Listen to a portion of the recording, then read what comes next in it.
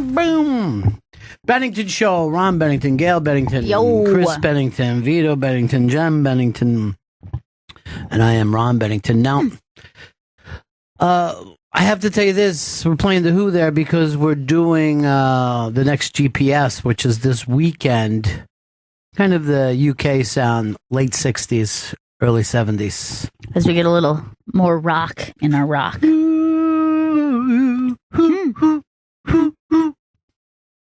The Who. One of the dumbest names ever, but great fucking band. Worse than the Beatles? No, that's just as bad. Just as bad as Rolling Stones. Just as bad as Led Zeppelin and U2. Most U2 names is pretty bad. U2 is about as bad as it can get. It reminds you nothing of the band. It sounds like it should have been a mid-90s boy band. Because it's like kind of were. In their own way, they were a boy band. Just a less attractive, can't dance too good boy band. And another guy who, not a great voice for being one of the big rock and roll singers of all time. Not a lot of range there. Yeah, but I don't know. Sometimes that works for somebody. Like it's like they have their one thing that they do and it sounds good, but it's not necessarily being a good vocalist. No, not at all. That's why they don't do a lot of cover songs. Like, how can they? The name of that band should have been The Wedding Singer. Anyway, that runs this weekend, GPS, and we will be playing people like late 60s Stones, Led Zeppelin, Traffic, Cream. Good shit. Along with Sabbath. Don't worry, we got some Sabbath in there for you. It's fucking heavy, Chris. I know you like to mock out the fucking metal bands because you're a Fish boy, but I'll tell you this, you can't name 3 songs by Fish, and the fucking metal bands have been big now for over 40 years. In the meantime, Fish could walk through a mall. Nobody would stop them. Anyway, that's over the weekend. We'll tweet it. And, also want to say this. Going to Moon Tower this year. You're going, Gail? I am not going. Why won't you travel? I am not traveling this whole summer. I am not able to travel. Unmasked with Colin Quinn at Moon Tower. Friday, April 20th, 5 p.m. at Antone's Nightclub in Austin. Wow, that's a fucking cool club. That's a great club. Part of the Moon Tower Comedy Festival. Go to theibang.com for a chance at free tickets. Tickets are going to be limited. Moon Tower badge will also get you into the show as well. AustinTheater.org for more of that information. But Unmasked with Colin Quinn, I believe it to be his first major interview since his heart was literally broken. Friday, April 20th, 5 p.m. at Antone's. Nobody funnier than Colin Quinn. I know. I'm such a huge fan. I'm so sad that I'm going to miss it. So do not sleep on it. Go to the iBang and get tickets now. You know what I'll do? I'll record it, and then you can listen to it. I wanted to be there. Oh, I forgot to tell you this. I had a chance to listen to your Gail Meets Girls that you recorded for this weekend. Loved it. Thank you so much. It was one of my favorite guests of all time, Nell Scavell, who has a fantastic new book out about her career. She's had just a phenomenal writing career in TV, late night. She worked with Gary Shandling, Letterman. God, I'm missing so many. Big shows everywhere. Crazy. Her whole career has been just giant shows, and normally the only gal in the room. Yes, which is boys clubs. Yes, what her book is about is kind of navigating that world. She was a show creator, show runner. She's done a lot of really cool jobs, so it's a fantastic read. By the way, there's nothing I hate more than the term showrunner. TV, you need a better fucking term than showrunner. I know, because it's an important job, and it sounds like it should be the equivalent of a PA. Doesn't that sound like a showrunner? Sounds like they do it doesn't sound like they run the show. It sounds like they run around for the show. And if you try to use the word producer at TV, they're like, oh my God, no. Nobody would be a producer. Yeah, it's a showrunner. Yeah. So just get with the rest of the fucking world, TV. That's too literal of a name. I'm the one who runs the show. I'm the showrunner. I am being followed by a showrunner. Showrunner. So that's great, and that runs this weekend as well. GPS this weekend. Are we running on Mass this weekend? That'll be right. Yes, Tracy Morgan on Mass running this weekend. Oh my God. We give you so much content. I know we do. We seriously, first of all, ladies and gentlemen, you're welcome. If you even care how much fucking content we provide. And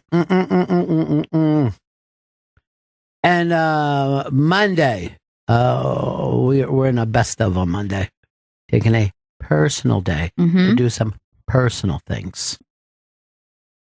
But Vito has put together a really a great amount of content. Yes. Also, Vito, we have the Bennington, and I can't even believe this, 3rd anniversary party, and we want you to be the showrunner on that. Okay.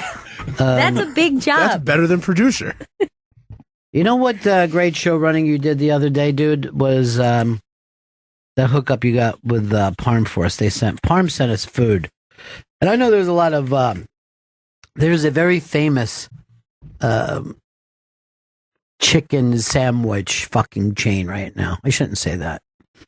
But I think Parm is a million times better. Yeah, Parm is great. I wish I could get Parm all the time.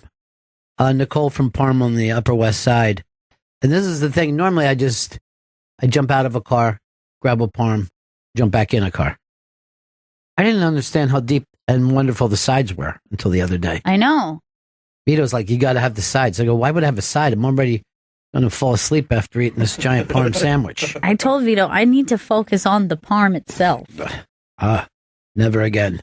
The garlic bread was amazing. The garlic bread, I wish I could just have it right now. I wish I could eat bread all the time and never stop eating. I wish I could treat bread like gum. That was delicious. Thank you to Nicole from Parm on the Upper West Side. I don't know how people live when they can't eat things like that. You know what I mean? Like if I lived in a part of the country. I know. I think about sometimes there's other cities that I could live in, but then I would really miss East Coast food. Well, that's what the rappers used to fight about in the whole East Coast, West Coast what things. it was about. Who could get the best foods. I know. And they would be like, we have better Mexican and sushi. Do you use that? I don't know if you have better sushi. They have really good sushi out there. I know they do. But I think the sushi has upped its game everywhere. Like it used to just be the West Coast that would have good sushi, but I'll take you to 3 places here in the city that'll make you cry. There's a piece up on the iBang of where to go in towns after the comedy show. Who did this, Chris? Dan Schlissel. First of all, Dan, great idea. And well thought out. New York, Chicago, LA, Austin, all covered. Is there another city? And by the way, most of these places I've eaten, if I'm going to be totally honest here. Richfield, Minnesota. That one shocked me. I wasn't ready for Richfield. Where do you eat there? You eat at Andale Taqueria. So what's the story? It's a taco place, and his favorite thing there is the Mexican soup. Really? I didn't even know Mexicans have played in that world. Caldo de res. They have some pretty good soups. And they have, I think, like their chicken soup, I think would give the Jewish penicillin a run for its money. I have no problem with that. I mean, to me, soup is soup. I'm not going to lie to you. It's just some water that's been run over actual food. I never understand the thing of soup. Chris, you're not a soup eater, are you? No, I am a soup eater. I like the soup. I never see you in here with a soup. I've been all this week. I've been just souping it up.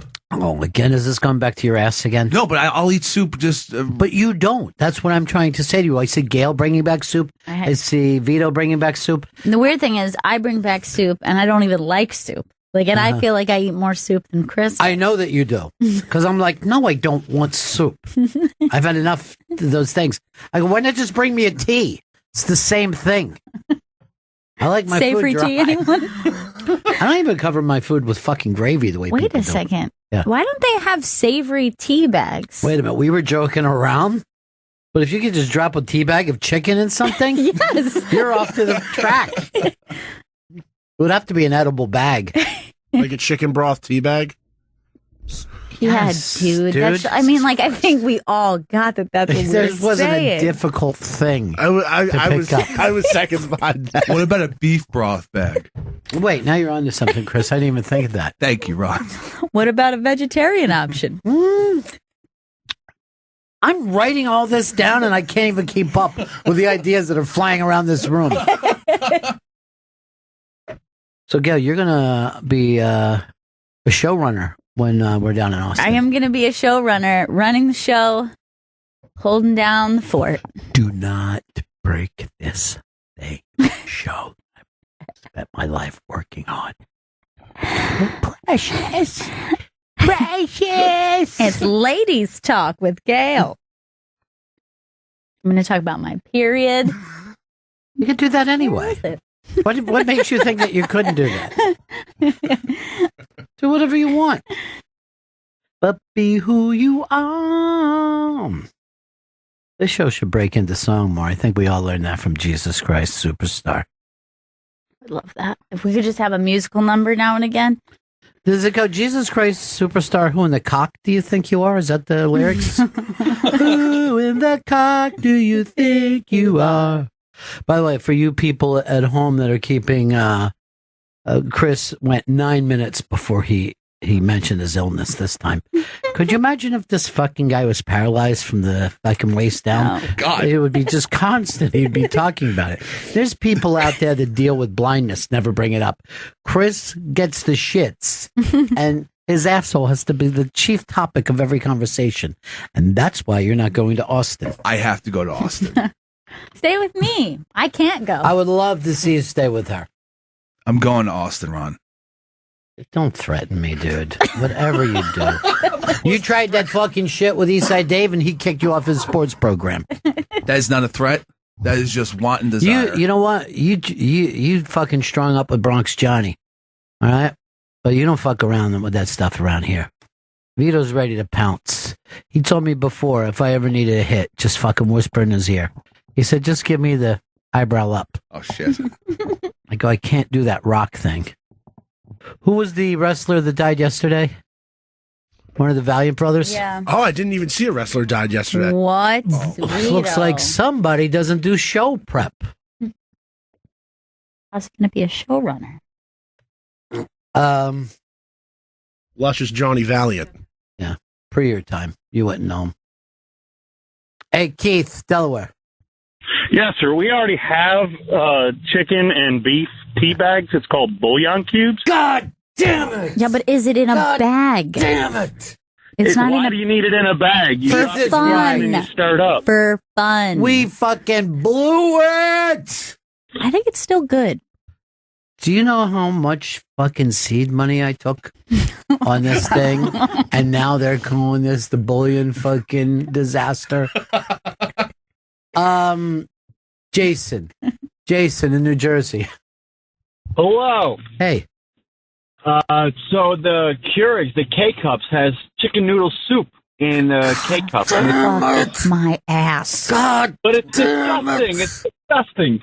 Ugh. Can I just, for all soup is disgusting, no matter how fresh it is.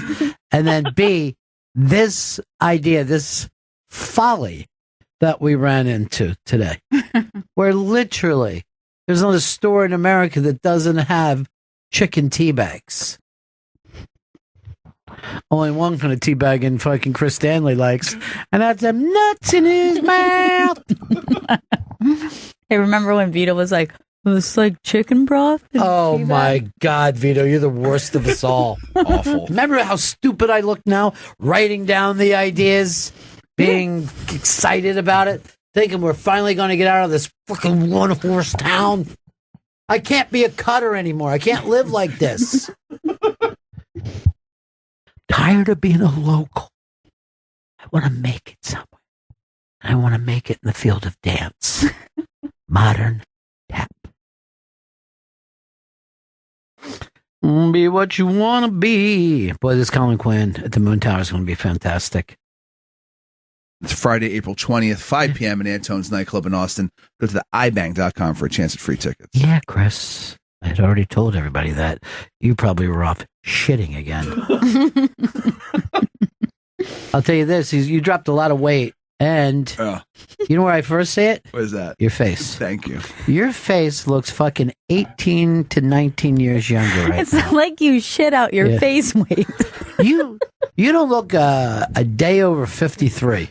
Wow, that's old. Not for you, it isn't. You normally look like a fucking old boulder. Someone said, you do a show with a boulder in the room? I go, no, I don't. You have solid food today, Chris? I did. I had an apple and a banana in the morning.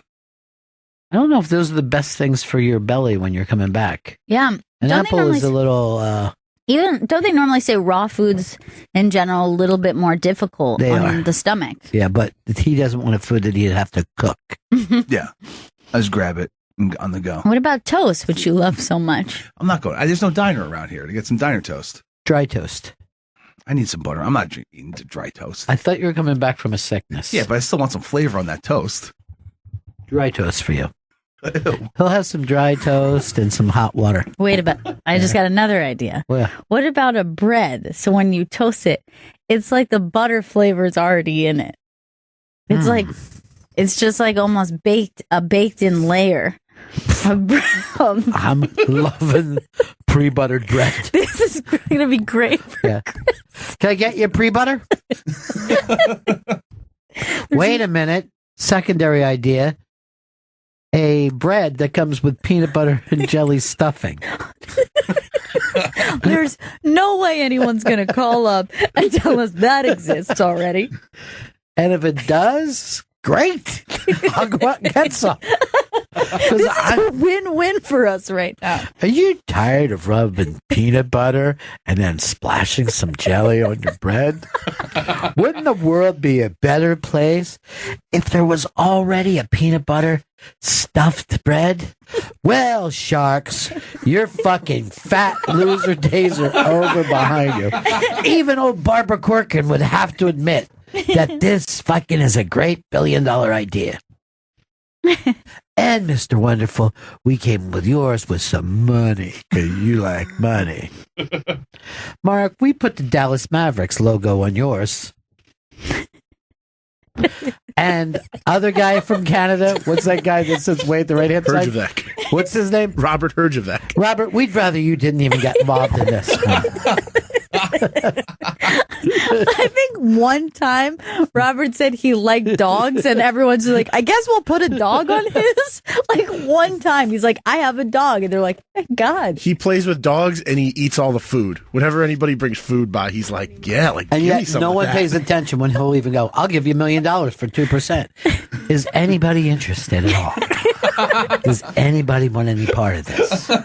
What about me, Robert Hertzbach? Shh, I'm trying to sell something to the sharks. You know what? My idea is to go in there, and Tracy Morgan might be perfect to do this with. It'd be the first time on Shark Tank we tried to sell the sharks a shark tank on Shark Tank. Sharks, aren't you tired of keeping your sharks in a swimming pool or a puddle? Ugh, that's disgusting. Now we've made a tank that you could put a shark into. We call it Shark Tank. Remember that time, I think it was on 30 Rock, when Tracy said, I want to treat every week like it's Shark Week. He's got shark tanks all over his house. Really? Yeah. He really does? Yeah. Just giant shark tanks. It's basically an aquarium as he lives in. He's in the dry part. He owns. Ron in Colorado. Yeah, just calling to let you know that they already make pre-peanut butter and jelly toast. Fucking God damn it! Losers! We're losers! We suck! Smucker's Uncrustable. Fuck! Buy them in the freezer. First of all, great name, too. Uncrustable. You're That telling way- me they don't have crust as well? Yeah. They What if we already have- came with a bread with crust? the outside of it. Sharks, aren't you tired of Uncrustables? Well, we've made double crust bread. There's crust on the inside of the crust. Go ahead, Mr. Wonderful. We made yours with some money. Barbara, we put yours shaped like an old dildo. Robert, we didn't get anything for you, but we got your dog a bone. Does that help you? What was Mark Cuban in trouble for not too long ago? He did something fucked up. He told his team to tank. Well, that can't be what had the fucking non-sports pages upset. Oh, I think one of his employees got jizzed all over. I'll do it. It was like one of those like boys club situations where there was a lot of over people. You have to eat the cracker or something at the end. Oh, I don't know. Ookie cookie. Oh, that's what it is. Ookie cookie. So the cracker is a cookie? Yeah. So you come on the cracker, and then the last person who comes has to eat everybody's cum cracker. Sounds fun. Yeah. I remember the day I joined that, and I remember what I said. I'm not hanging out with you guys anymore. I'm tired of seeing you jizz all over crackers. If anything, this is an ookie cracker, not ookie cookie.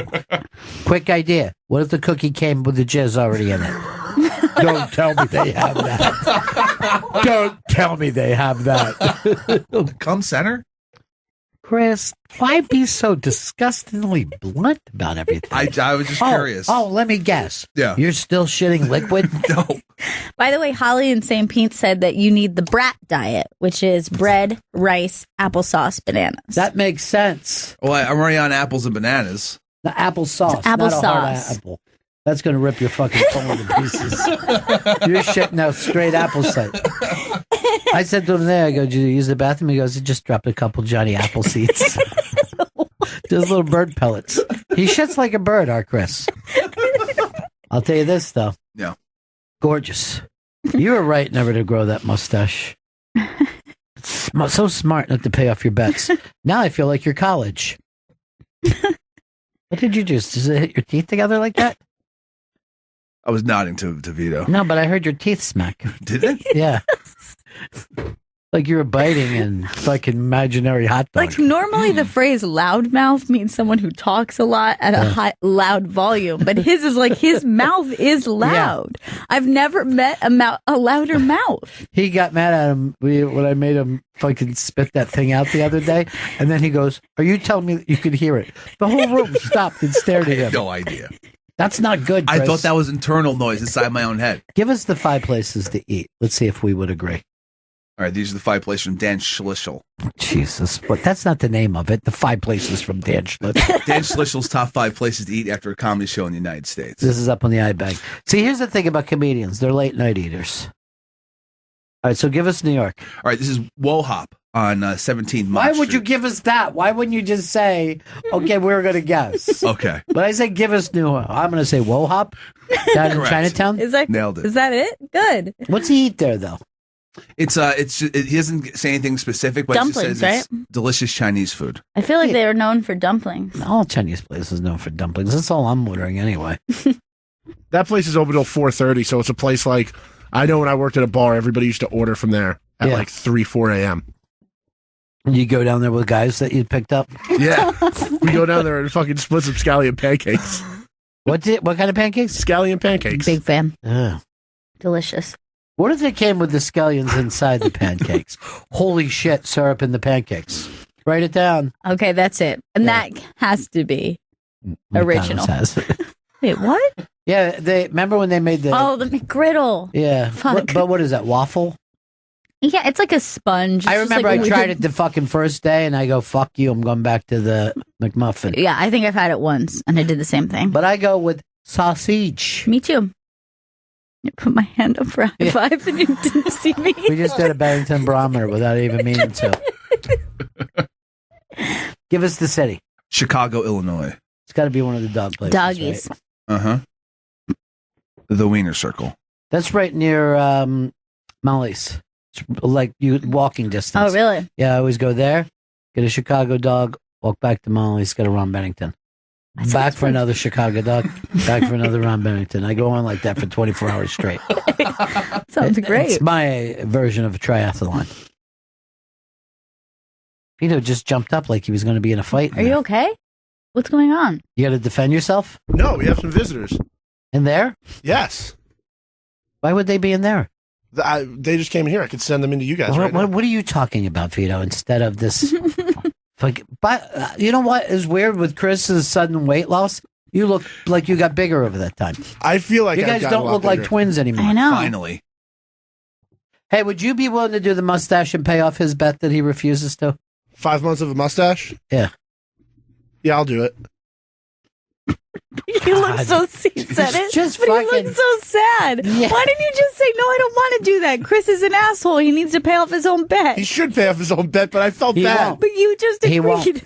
I just feel bad. It's like an insult to my mom. She came in and won that bet, then I have to wear the mustache. And the whole thing is an insult to all of us, including the listeners. What is going on in that room? Would you just talk to us, Vito? Just be a person instead of trying to be an announcer. Tell us what's going on in there. I have the Urbanos in here. Marissa Urbano, our my former God. intern. She's now a big pop star. Well, she's a big... Chris, would you take it over from him? You shave your mustache, but you're not terrible in the air. Our former intern, Marissa, who now goes by Rissy Riss Urbano. Wow, she looks great. Yeah, she looks great. Yeah, she's a huge pop star. Her single, Are You? It was huge on YouTube. And you can get it on all streaming services. Oh, my God. Rissy Riss and John Urbano are in studio. That was Are You by Urbano, which is available on YouTube and all streaming services. A family business I love. Yes. Marissa was our intern. How long ago? Oh, man. Eons. No. It was a couple of years ago, yeah, right? it was like 2014. Right, so it was pre you, right, Yes. Gail? Yes. And then, well, you're a big pop star, and that's just amazing. So exciting. Yeah. We're getting there. We're getting there. I mean, I haven't like done crack yet, but I'm getting there. I have, and it's fantastic. I have to tell you, it's so much. A lot of people say bad things about it, but I can't put it down. The energy. Yeah. It's good to have something to look forward to. Yes, Right. exactly. Like that's what I'm looking forward to the most. Doing like crazy amounts of crack. So I also keep Narcan in my pocket just in case I become a heroin addict. Yeah, that's always fun. But you're when you left it, this wasn't even something you were thinking about, right? You never brought this up. Well, I mean, it was something we were like in the midst of, but we didn't know where it was going to go. So I never brought it up because I was like, well, I don't know what's going to happen, you know, with the music business or anything. Like one time I sang on air, but it was just like, it was just for fun. Yeah. But other than that, it wasn't like we're going to like, the plan was always to do it, but actually executing it and like getting it done. It wasn't like in the plan to like be where we are now, so to speak. It's crazy how fast things move. Yeah. It's just wild. Well, you guys had what was it hit on the dance? Was it on the dance chart? Yep. Wait, and you produced that yourself? You did it all?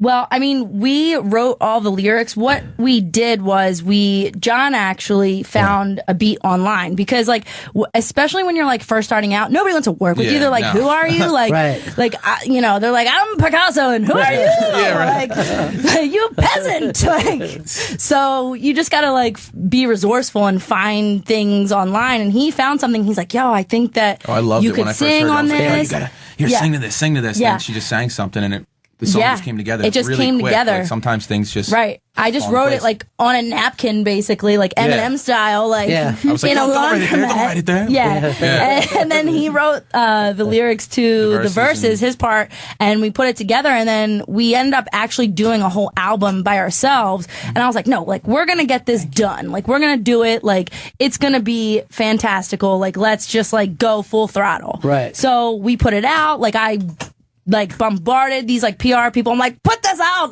Money, cash, make it get rain, do it. And like they did it. And he's got some pipes too. No. So we put it out and then we did the first video, which was in a frat house. Let me tell you about that. That was experience. a good time.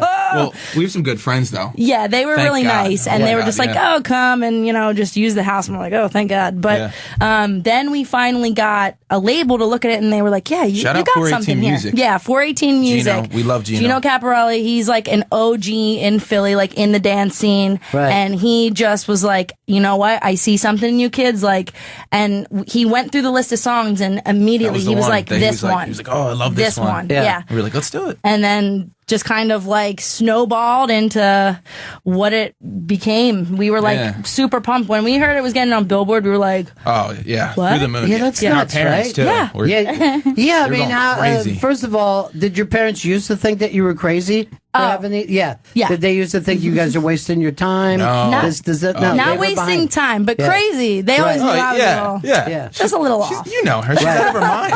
Yeah. Like I remember when I was younger and poor John, like my dad would have a video camera. That was like the death of like our family because I would just be like, look at me, Film me. film me. It's all about me. Like, yeah, I literally like that was like the moment Should it have seen her really cheerleading, though. started. But what is the downside of working with a sibling? Is there any? There's definitely. I mean, like, and we're There's super no shut off. transparent. Yeah, there's no shut off. Like, So, like, we live She together. might want to sleep, and it's like, hey, let's work on music right now. And I'm like, get away from me. I will literally, like, I don't know, wrath of Sucker fury. Like, punch? yeah, sucker punch. Yeah. But that's why I'm thinking reality show. You know I what I know. mean? Reality show. It feels like feels like it could be a possibility. Only if you guys are on it, though. So you guys got a new label, right? Yes. You're working with a new label here in Yes. the city? Yes. Mhm. Yeah. It's actually a mile away. We were Google mapping it because Right. we're like, where is Trusty it? Google Maps. Yeah, Right. yeah, thank God. It's called Tommy Boy. Right. So and they've represented just so many of the greats. So we're Yeah. like honored that they even It's crazy. liked the song. Like, Yeah. it's like insane that they're gonna represent us and like put the video out. We actually just filmed a video Tuesday. On my birthday. Yeah, on Yeah. John's birthday. So, and that was a lot more organized. Like, we had an assistant, like, director and DP. Oh, she was and on everything, too. I was like, I'm not Quiet used on to the this. set, What? like- I was like, what She knew is what she this was doing. witchcraft? Like, what is Yeah. like what? This is so organized. Like, I had no idea that it was going to be the production. Like, everything's getting more legit. Like, we just kind of like slapped some shit together. The first one, we're like, we're in a frat house. There's beer. Yeah. That is the weird thing, though, how fast it can start to roll. Yeah. You know what I mean? Yeah. I mean, Crazy. obviously, and actually, you gave me a piece of advice years ago. You said, don't ever read anything about you. Just keep Right. going. If you love it, just do it. And you'll be just fine. And Right. honestly, to this day, I look back at that and I think of that every time. Yeah. Because there's obviously going to be like negative comments. Right. But the positive comments, I'm super surprised about. yeah. I'm always like, there's going to be negative. But the Yeah. positive, I'm always super surprised to see like how many people like DM us or say like, I listened Right. to your song, and I'm like, really? I love when our Okay. family who doesn't know the music so much, like, message us and they're like, I really like it. And you're like, I'm like, no. what part? The part we talk about crack and our asses? What are you and talking about? I'm just kidding. But like, there's just things in there that Yeah. like, you know. Double but they like entendres it. are a Yeah, little- Yeah. But what Yeah, about the there's some people stuff. that you grew up with? It's got to be weird for them to see you guys. Some of them, yeah. Like some Yeah. of them act a little weird now. Like, Yeah. Some, but yeah. none of our core friends Yeah, act weird. our core Everyone's friends just like, hey, what's up, man? yeah. Like, But like we'll go out and like people that like we've known like for years. It's not like a weird thing. Like we're like, hey, how you doing? And like they're just like, yeah, Yeah. like crackers and cheese. How you doing, guy? You notice this Chris has been very quiet. I mean, Chris, you haven't said, because I know that you always dreamed of a music career and it Always, yeah. went nowhere. No, we're not at all. No, it was, Yeah. and that I remember when I told do you, it. read all the negative stuff about yourself and let Yeah. it in. that hurt me because a lot of Let it was it about affect you. my weight. No, I'm like, Your I was weight's like, fine. I That's was like, so- fat shaming. Yeah, It's that hurt is. my music career. Yeah. Honestly, I had that before. People were like, he's fat as shit. And I was Yeah. like, Oh, yeah, I yeah. know how it is. A lot of people do talent shaming with you, too. That Because too. you have Also, no like, talent. you And like your suck. personality. And Yeah. stuff. Like you're abrasive. Yeah. People don't like listening just or looking sounds at like you. everybody just. Did you take wrong. over for Fez? Like everybody used to like yell at Fez. Now it's just like everybody hates Chris. Like Everyone loves Chris, though. Yeah. yeah. Oh You my know, God, he's, I loved Chris when I was here. He's engaged. Congrats. congratulations. Thank you. Hey. How did you pop the question? It was at like a Mexican restaurant. Yeah, it was. He's it was with a classic. Costa Rican. Ah, very nice. And you have to get married, or she has to leave the country? Is that the deal, That's or you the want to do it? Well, it's a little bit of both. You want to, but not at the rate that this is happening. Oh, I mean, it's very fast. Yeah, I mean, Yeah. everything's moving so quickly. But why don't you plug the kids? Rissy Riss and John Urbano are in studio. You can listen to their song "Are You" on YouTube and all streaming services, and their new song "Standing Ovation." The video for that comes out next month. Subscribe to Urbano Music Group on YouTube. Hey. Well, it was great having you guys in here, and we're very, Thank you very so proud much. of you, too. Thank you so much. It's for real. always great coming back, seeing you guys. I literally had the best time of my life interning You here. were like I would fantastic, say. too. You were just great. thank You used to you. go back and forth to Philly. Yeah. Every day. No one else That's has ever done crazy. that. Yeah. She loved it. She used to come home with a smile. Oh, yeah. Well, remember how fast she grew in that Yeah. one thing you were doing the comedy news Yes, and all by yeah. the end of it? Yeah. But then. People still say stuff to me about Right. that. I'm like, how? They're ninjas. I swear. They're like a cult following. They love you. Here's the thing that I remember, and it shows you a lot about this place. The last night that she was here, we had the Christmas party, and they said no interns. Aw. Remember that? Yeah. And so we had to say, all right, you're not coming to the party. Goodbye. It was terrible. They actually, though, got me in for a little bit. Oh, did you get in? Good. I'm for proud like of you. a small amount of time, and I was Yeah. just like kind of in there, and they're like, something about you, like you're Yeah. not like full time here or something. Like Yeah. what is it with you? And I'm like, no habla inglés, bye. And like I got out there real quick. I was like, oh, Well, so happy for both of you. This Yeah, is, congratulations. You know, Thank you. So huge. Villanova, the Eagles. It's the year of Philly. So You're a Makes Philly. sense. this is perfect for you guys. Congratulations. Thank you. And we'll see you next time. Thank you so much. That was fun having Urbano in here. I know. She looks so great. What a great kid. I'm trying to think of who was the guy that used to read comedy news with her. Peter Scolari, the intern. Wait. I remember that. I wasn't here, but I remember both of them. And I used to say that he looked like an old-time movie actor. And he did. Who was it? It was I think Peter it was Lorre. Peter Lorre. Yeah. Peter Lorre. Yeah. So that's what we called him. We didn't call him Peter Scolari. Oh, yeah, that's his because real name. Peter Scolari is the guy who was Tom Hanks's brother. Yeah. So Vito, why all the uncomfortability bringing them in? I didn't have a plug in front of me, so I didn't. Why? When do we ever bring guests to your room? I don't know. Don't know why they were brought here. That wasn't my decision. Whose decision was it? That was a joint decision between Chris and Jen. Now, why would they do that? Did you think that I wouldn't want them on the air? No, I thought When I have an intern that has a dance hit, Yeah. forget about it. She's top of the pops right now. I never had one intern that charted on the pops. Unless Norris has something on the Hispanic. I think she could if she Is that Latin? tried. Latin charts. The Latin charts, is that what that's called? Yeah, because they have the Latin Grammys. I want Norris to come back in here, but directly into this room. I don't want the weirdness that took place today. Chris, why did you send her there? because she was here a little early. I thought she'd like to see the show though before she came in. What's that But she used to work here. I know it's exactly though. So I thought maybe she's Whenever any of our other guests yes. get here early, do you bring them in? I do not know. What if the real Peter Scolari came here? Would you force him back here? But you said that before she even got here. You have had to work that out with Jen Yeah. before you know that and she wasn't early. She was the exact time she was supposed to get here. She's a couple minutes early, so I thought she'd just hang in there. Vito, was the decision made on the fly 3 to 5 minutes early, or did it happen pre-show? It happened right during the show. That was the. So that's when you decided during the show, bring them there. Yes. Oh my God. We're nuts.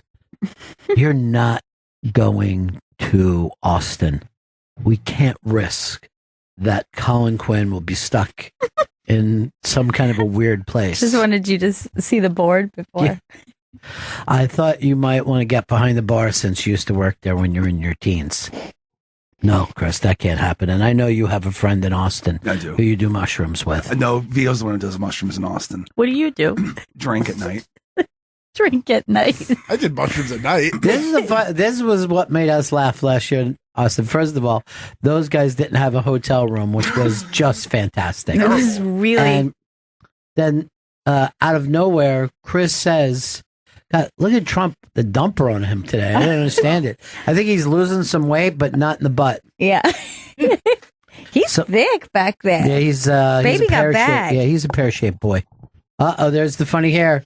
Up there it goes. Oh boy. But look, Nope, he's worried no way about to it now. Stop it. Put the hat on. Put the MAGA hat on. No. Oh, it's like coming jeez. off. Oh, jeez. Oh man. MAGA hat. Oh boy, there it goes. Oh, looks nuts. He's fucking screaming at someone right now. He's just punching his sister. You gotta fucking in the grease gut. Weezer, dude. You gotta make it happen. Why not just start the plane engine later? Just get in This is and let the it plane warm engine. up. It's very fucking windy today, bro. I thought that was the fucking turbines going. First of all, did you think the Risk a turbine- president walking into the turbine. And you know, those things point away from the plane, not towards it. This whole time I thought when somebody had crazy hair, it was the turbines just going nuts. The fucking amount of mistakes you make are like an infant. It's because he's tripping. So, so last year, so Chris doesn't have a hotel room, and he says to us, "Now I can stay at my friend's house, but I really can't ask him to have Vito in." First of all, like I care whether you guys sleep in the street or anything else. And second, I've known Chris for 11 years. He doesn't have a single friend in New York, but he has a friend in Austin, and he can drop by. Yeah. I feel like I never even met him. Everyone else met him, but I me. didn't meet him. Oh, okay. I know Jen and Vito met him. I didn't. He meet him. stays on the street where there's trailers where there was like restaurants that were in trailers. Rainy Street. Thank you. His friend's name is Ian, and my friend's name is Ian. I thought we'd bond over that. Did you? No, he's as mean to me as ever, Ron. Did I just tell you something, Vito? I begged him to bring you to Austin this year. Begged him. And he won't get off the fucking mushroom thing. No. I don't need someone tripping face while Colin Quinn's being unmasked. Who all were you tripping with last year? I don't want to say anybody's names of who I was tripping with. I feel bad. I'll fucking tell you every person I ever tripped with. I'm not ashamed like you. I don't live in fucking Don't you shame. feel like It isn't that you're a drug addict. That doesn't bother us. What bothered us is that you did zero work. And at one point, you sat with your back to the fucking unmasked. Oh, I didn't. Staring at the audience. Yeah, I was staring at Chris for safety. You thought. Chris, are you embarrassed to say who you trip with? No, not at all. Why won't you name names? I've tripped with Ian. Don't you assume that the reason Rod knows That's is because good. they College. named your name? I just don't want to be a rat. Yeah, but you realize your friends are rats, right? Yeah.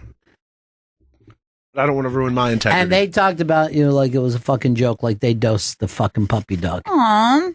There was, like you ever fucking dose a dog and how funny it is? No. Yeah. Well, yeah, the dog doesn't know what tripping is. It's fucking barking at shit that isn't there. And then you'll go like this, fuck, what if something is there? The dog's fucking in tune to it. That makes you hide. Unmask Colin Quinn. Go to the ibang.com. That's happening on 420 at 5 p.m. at Antone's Holy Nightclub. shit, I didn't even know that. Yeah, 420. We got to get some weed for that. Call half-assed or not. Smoke. Say we're not allowed to afraid to say half-assed or not. Yeah. Hell no. Although last year he's like, no one calls me that anymore. Yeah, but I like that name. Yeah, I do too. Plus, I feel like when you get a handle, you get a handle. You can't get out of it. Plus, I liked better half-assed or not. Oh, yeah, I like that. She's cool. Vito, you're not going, really? No. Well, if I could work it out, would you go? And you're going to have to travel by Greyhound, too. I can't get you on an airplane. Can it be one of those seats with extra room on Greyhound? I don't know how they work. It's first come, first serve. You're going to have to push your way through. I'll take the Greyhound ticket. No, he is not getting a Greyhound ticket. Just give me a portable DVD player and send me Dude, on my one way. time we sent fucking Polo to Vegas by Greyhound, and it took him 5 days to get there. He left. Holy shit. Literally. Here's what we did to him. So we said, I guess we were going out for a fight or something, right?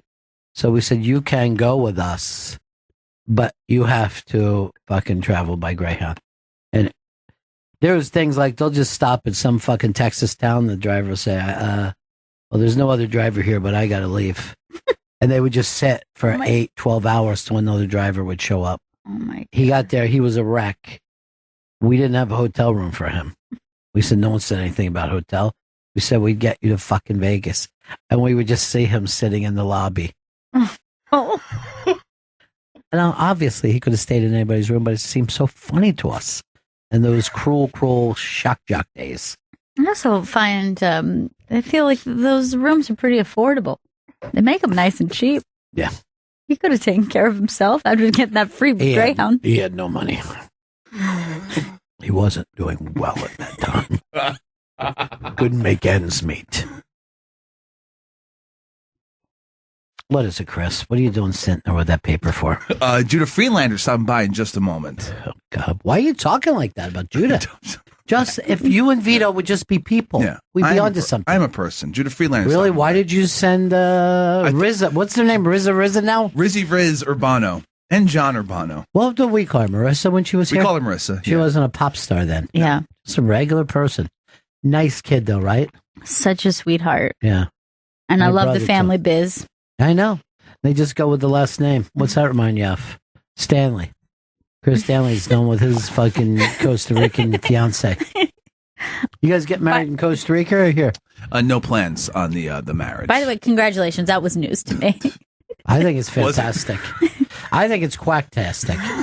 It's quacktastic. And I know that her father's living, but I still would like to be the one who walks her down the aisle while the father's forced just to watch. Because you've been like a father to her. Kind of, but I'll tell you this, and this will be, watch for this in the wedding, but you know how like you give her a kiss and give her to Chris? Mm-hmm. I'm going to make that kiss last as long as I can. I mean, uncomfortable length. Really? Yeah. With tongue? Well, it goes without saying. I'm not a fucking child. You know? I like to root around in there a little bit, see what's happening. What is it you're trying to say, Chris? Just want to let everyone know Judah Friedlander's coming here soon. His special, actually, Judah Why didn't Friedlander. you say before he comes in? Okay. I mean, why are you doing it 10 minutes before? Is he in the building? He's in the building. Jen told me he's walking him down. He's walking him down? She's walking him down. She's a woman. Maybe you thought that he was walking himself down. He's walking. He's fed. Judah's kind of doing a dark Darth Vader Judah look these days. Last time we saw him, he was all black on black. Yeah, he was. Black on black. I want my baby back. Do me a favor. Don't bring up your diarrhea the whole time, okay, Chris? But say something that makes Judah laugh. All right. Remember that, right? Okay, I wanted to get a laugh. Okay, it will get a laugh. I want it to happen with at least 7 minutes that he's here. Major laugh. All right, within 7 minutes? Fucking hot in this room. Did you turn the... I didn't. Unless I did it subconsciously. I know ladies do not like the cold the way we do. Maybe I did. Yeah. Last I night... was freezing. Lately, I've been sleeping with the windows open. Last night, I'm like, fuck it. I'm just going out on the fire escape. You know? Sleep old school. It's just so cold. It's not that cold out. It's 39 today. No, but I mean in here. Oh, in here. Meat locker. Meat locker. Get along with locker. Marry locker. That's Chris's thing. Chris, look who's here. It's Judah Friedlander. His special, Judah Friedlander, America is the greatest country in the United States. It's nominated for a Webby Award in the long-form comedy category. He wanted to tell us that. Oh, damn.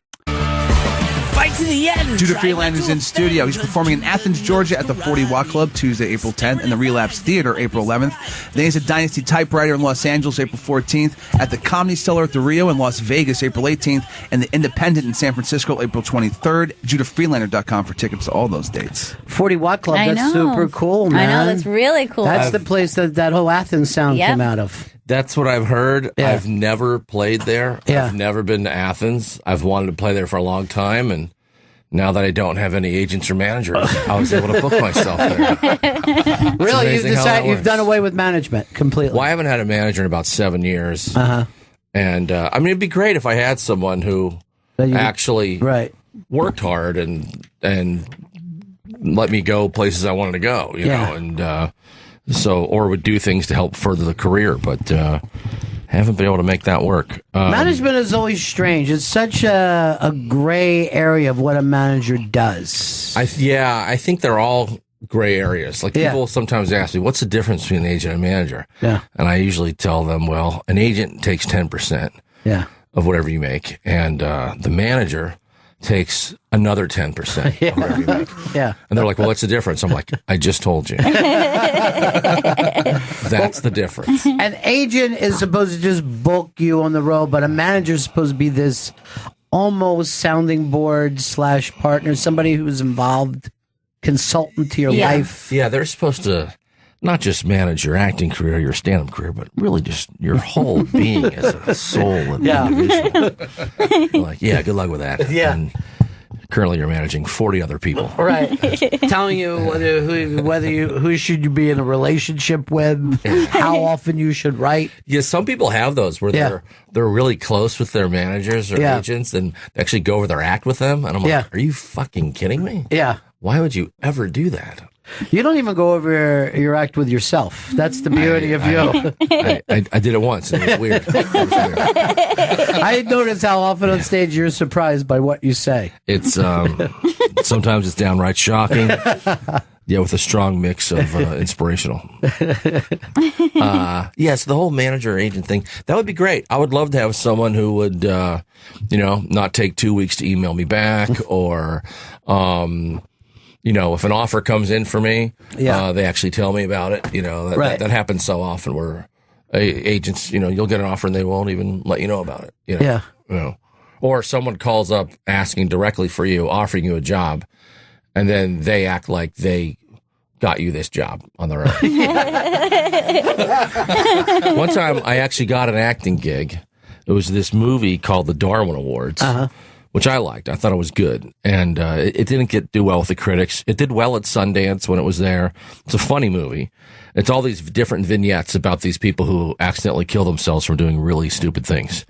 Thus, they give them the Darwin Award, where they've improved. Their joke is they say that it's a person who's improved the human gene pool by removing themselves from it.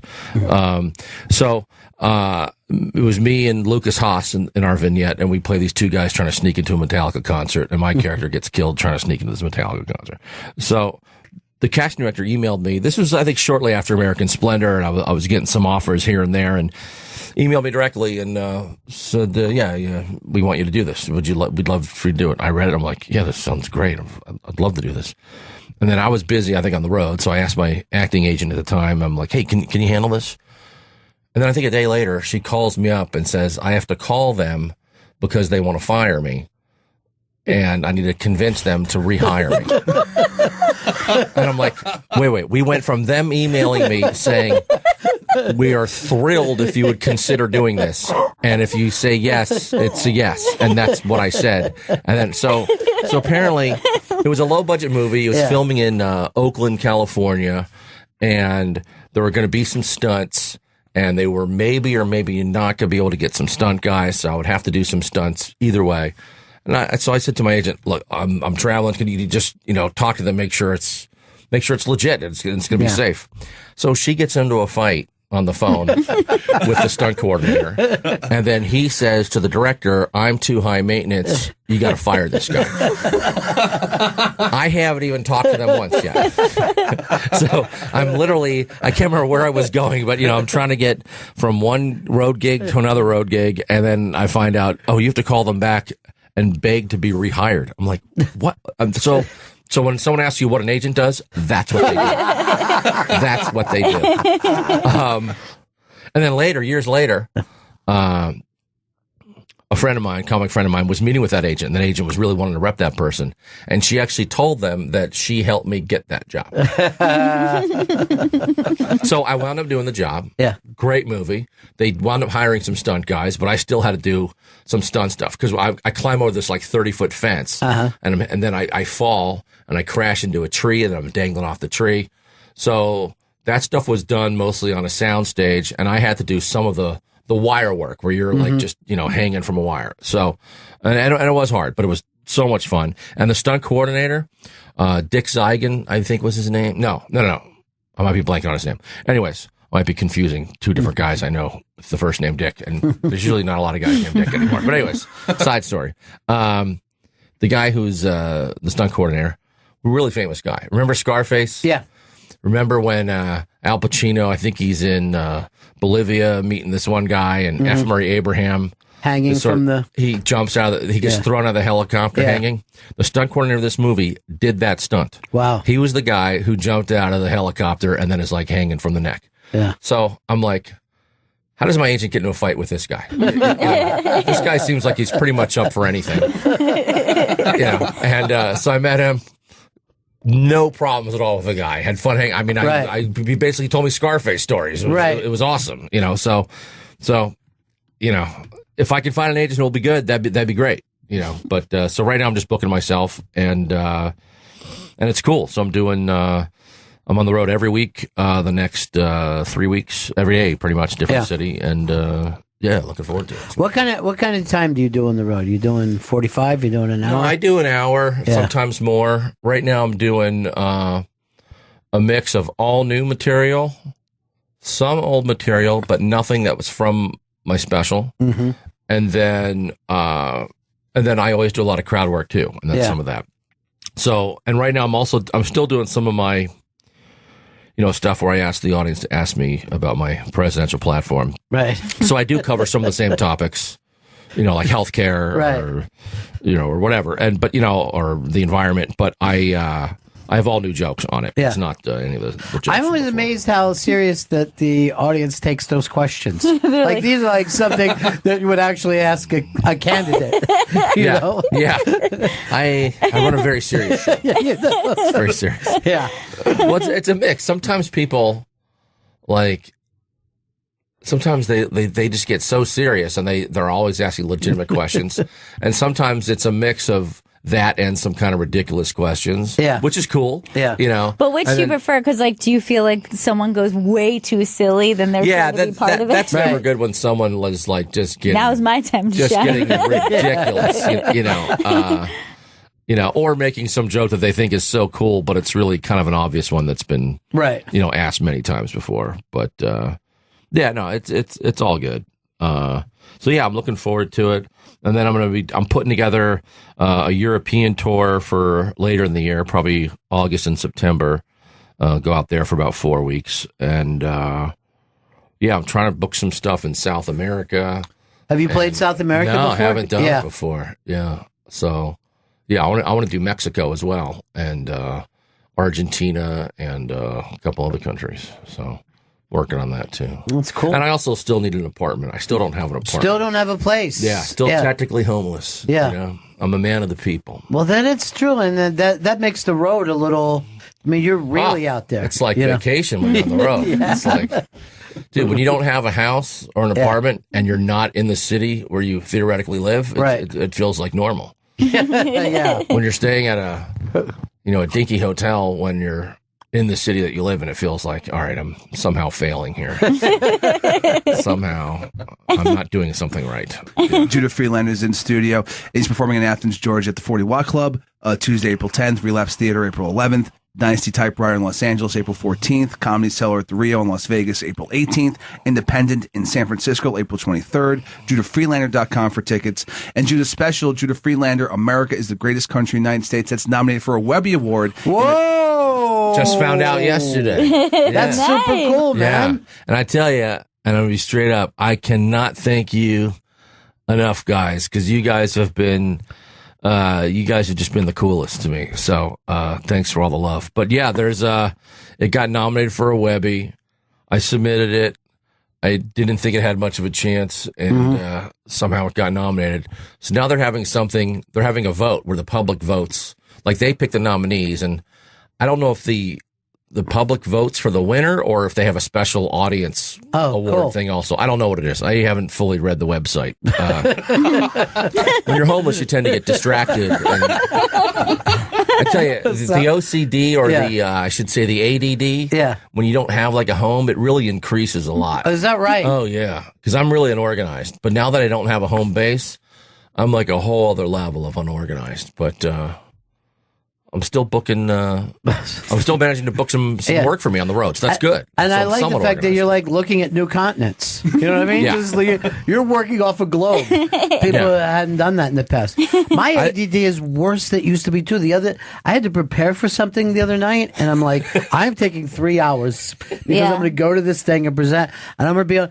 And the next thing I know, I'm playing the Eagles in the Super Bowl in a video game, and I'm like, what am I doing? I just had this experience today because I realized my ADD is like both through the internet and then in physical space. So I'm competing with two That's different a great things. point. Yeah. So yes, I was getting some work done, and then Vito sent me this story, and it was about how I think it's in England. They're going to try using the paper straws at McDonald's instead of plastic straws. I remember the paper straws. And so it's better. It's Those a better were option. cool. Yeah. It also forced you to drink faster. I agree. Because they Go would get dilly-dally. soggy after a while. Yeah, they do. So you I'm all for drinking and eating faster. I think And this then- whole thing about slow, it's overrated. Fast eating is the way. So then I started thinking about why don't we use even that green plasticware? It exists. It's biodegradable. I know a couple coffee shops near me that do it. So then I actually started Googling the difference of prices between buying in bulk green plasticware that is biodegradable and regular plasticware. What is I it like? don't own a business. Is it 2 cents? And and I'm literally going, are you, I was like, the consumer can eat that price. You would never know that the coffee is 6 cents more if you did this. They want to keep that 6 cents because that turns into millions. And then I was they know that. thinking about that, and then I was like, I think I'm going to make myself a tea because I started thinking about the coffee shop. So then I'm making a tea, and then all of a sudden I find myself and I'm wandering in front of the window, stirring my tea and looking out, and I was like, I was doing work. What happened? And I realized one thing led to another. Yeah, I'm the same way. And it was an hour had passed, and I didn't get anything done that I had sat down to do. When people ask me about doing crowd work sometimes, sometimes they'll go, what's the secret? I'm like, well, first of all, there's no secret, but also ADD is a part of it. Right. Like the inability to focus is sometimes a part of it. I literally will be like, oh, this person looks interesting. Let's just, I was going to do this joke, but hey, I want to talk to you. That's why I think that's what some of it is. It's a genuine oh, I want to see what this is. Curiosity kind of a thing. I always think that life would be better if you worked with a microphone too. I don't have the same kind of conversations that I will in a club. I will be more focused on that person if I think something has to come out of this. I like. True, it's there's pressure. Yeah, there's pressure enough. We have to make this a meaningful thing for this space. Where if you're in a coffee shop, you're just like, huh, what? Yeah. You're not as present. Yes, and also time has a presence then. With a microphone, whether you're on stage or if we're having a conversation right now, we're we have to get to things. Right. Where if you were if we were all out to dinner, it would just be meandering conversation that may or may not be interesting for 10-minute stretch at a time. Maybe we should view everything we do as being recorded for a show. That would be great. And that we're also the editors. So we don't want to do a lot of editing. We want to just give gold. Oh, how I'd like to edit my life too. Wouldn't that be great to take big chunks of your life out? We should invent that as a machine. Yeah, I would love to. I'd love to get rid of at least 2 years. Just let's look at my life. Were they consecutive or spread out? No, I would just shave off parts of everything. Yeah. That's why I love when someone has a memory in a movie and it's just this one moment where I'm like, oh, I have too much. There's too much for me to really do that scene. Right. But if the thing that we're talking about, whether it happened on stage or on TV or radio or in real life, I'm embarrassed how many times I would say, shut up, Chris. Don't add anything. Don't add anything to this at all. Noted. You know what? Never say noted. You know what's always been, you have ping pong paddles here. Yeah, we remember when we had the table? Yeah, when we had the table. That's my game. That was, of course, it's your game. It's one of my games. Yeah, you're a champion. That soccer, all these things that you're known for. I wish they still had that table. Yeah, us too. Everybody enjoyed it. And it was a great way to blow off steam. You didn't have to be good to play there. And you were just like secretaries. Fun no matter what level you're at. Yes. And I don't know why the companies would take that away. It's they have to realize humans need breaks. Yes. You need activity, and that leads to actually better work. It does. And people are interacting more. You're interacting with people. You meet more people in the office. Right. I worked at a place for a while, and it was they had, ping pong and they had foosball and they had video games. Yeah. But the thing was, like, it was to look like a cool company. So anytime, like, someone used it, you could see, like, the bosses in the glass office, like, all looking like, are you fucking kidding me with this guy? It was like, but you have all these toys out here. Right. And then you judge They your wanted the employees. look not being They want the perception of being And then, like, cool. so then when that's people were the guests worst. of that company, it was like, we're pretty cool here. So that's probably what they did here. Yeah. They're like, we'll have a ping pong table. People think we're Right. cool. Then people started playing. They're like, all right, let's get rid of this shit. It's exactly what it felt like happened. It's exactly what it felt like happened. And they're like, That's really angering. And they're like, it's distracting. I thought we put it there to be distracting. Yeah, it was I a thought that was distraction the point. from your work for a minute. From life a little bit. You brought up a point when you were talking about like the flashbacks in movies. Yeah. There's something I've always hated about flashbacks. So when the character later in the movie is having the flashback, they show the exact same footage that you've seen before. Right. I always thought it should be filmed at a little bit of a different angle, but the same scene. Yeah. Because that person wouldn't be remembering it the way that I, as a viewer, just saw it. Right. So it should be the same action, but from a different angle. I like that angle too. And you're like, you can't even trust your own memories. That's the fucking funny thing about that. So that's a scary concept. Yeah. Explain that more. Well, like when two people say, "Hey, remember when this happened?" and it did. First of all, I have friends that I grew up with who act like everything that we ever did took place in the same week. They were like, that's that time we went to the shore, we saw the Rolling Stones, we had a fight with those guys from Sun Valley, and then we met those girls, and I'm like, I remember us hanging out doing nothing a lot. With every once in a while something exciting would happen. But they act like our youth was so fantastic. Like, Yeah. And they choose to. I think, and you're right there, and it's that condensing of time. Yeah. But the weird thing is, like, you don't really know who to trust of their perceptions of that. And you can't even trust yourself. Because I have a friend who will remember this time that we got, like, really insane silly with laughter. Right. And we were, like, laughing so hard it was ridiculous. We couldn't breathe. But both of us remembers it as we were the one to say the punchline that set us over. Right. That happens with comics a lot. And I was like, but I said it, and you started crying laughing. And she's like, no, I'm pretty sure I said it. And then we were both laughing. Yeah. And I was like, but I think that she's pretty sure that she said, like, I don't think she's trying. Why would you try to lie to the person who said it? Right, you just remember it differently. And now at this point, years later, I'm like, what if I'm wrong? Like, but I know that I'm right. But I know that I'm right. I think I'm going to say but something. It could be happened. I can tell from the way you're talking that you're right. I know you're right. Judah Friedlander is in studio. For all his dates, go to judahfriedlander.com for tickets. His special, Judah Friedlander, America is the greatest country in the United States. It's nominated for a Webby Award. And if you're a booker in Mexico or South America, contact Judah at Judah World Champ. That's a good idea to start and get the booking out there. There's somebody that can put this together. Yeah. Somebody who knows the continent. Yeah. My email's on my website. I actually met one guy who's a TV producer and a promoter in Rio de Janeiro, and he emailed me on Twitter, and he wants to bring me out there and do some shows. That'd be fun. Yeah, it's great. And if you could tie that together, that's how I'm booking most of my stuff now. Is that right? Just you meet people. Yeah. But here's the thing: if you're going to play South America, so many great. Don't play Paraguay. The audience is there. I'm going to tell you right now. They're just hacky. Well, yeah, they're a little hacky. They go for. They still like slapstick. They like slapsticks. They love props. They like funny songs. I was thinking recently about like sometimes people ask you like, how's comedy changed over the years? Yeah, and I was thinking about it. Back in the day, like in the 80s, early 90s, it was not uncommon to see a juggler on the lineup. Sure. Today, there's no almost no jugglers. Yeah. But back then, you have a stand-up act, and then, hey, all of a sudden some guy come out there juggling all these balls on a unicycle. They would always at a comedy club. They would always middle because you couldn't close the show. Right.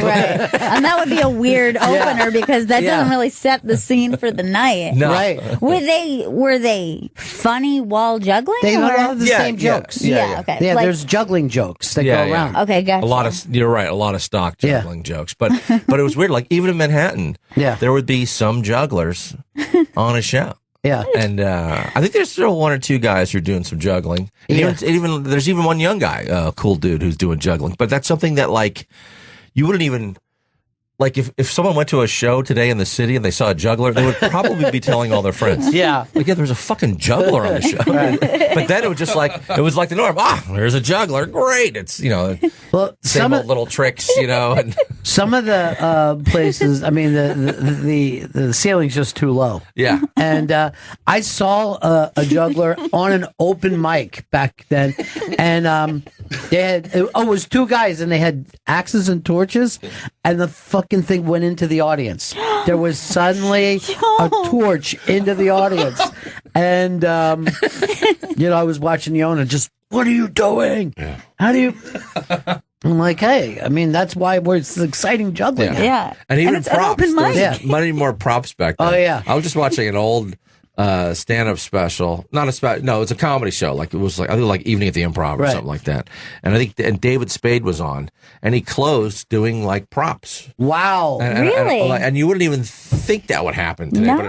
But I don't know. It seems like stand-up comedy it wasn't as far along then. Right. I mean, there were still some comics back then who were stand the test of time and are all-time greats. But in general, it's just a little less advanced and sophisticated, I think, than it is today, where it's like, if there were a bunch of comics, if you went to a show at one of the comedy clubs here in the city and you see 6 comics and 3 of them are doing some props in their act. Yeah.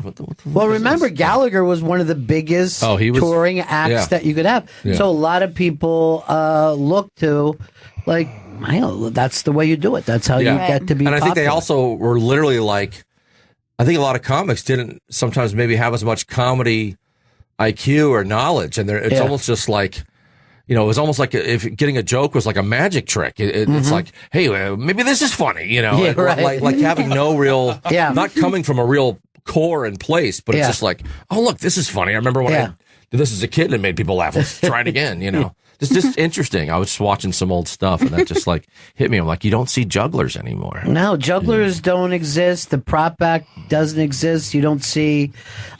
We were just talking about yesterday that the comedy hypnotist, the dirty hypnotist, used to be a big thing. That's still on the road. Though, it is. I think the road clubs. Yeah. Not at the city clubs in New York or L.A., but on the road, you'll still see those ads for the hypnotist, and I think a lot of them do all the same thing. Right. Yeah, there's the same they get hot people seat up on stage doing dancing and doing weird. What about stuff. like a set that's just straight impressions? It seemed like Another thing, there's hardly any impressions anymore. Like if you, I can only think of a few. Yeah. I mean, like if someone has Craig an Gass, impression. Rob Magnotti, and I think there's a couple other guys.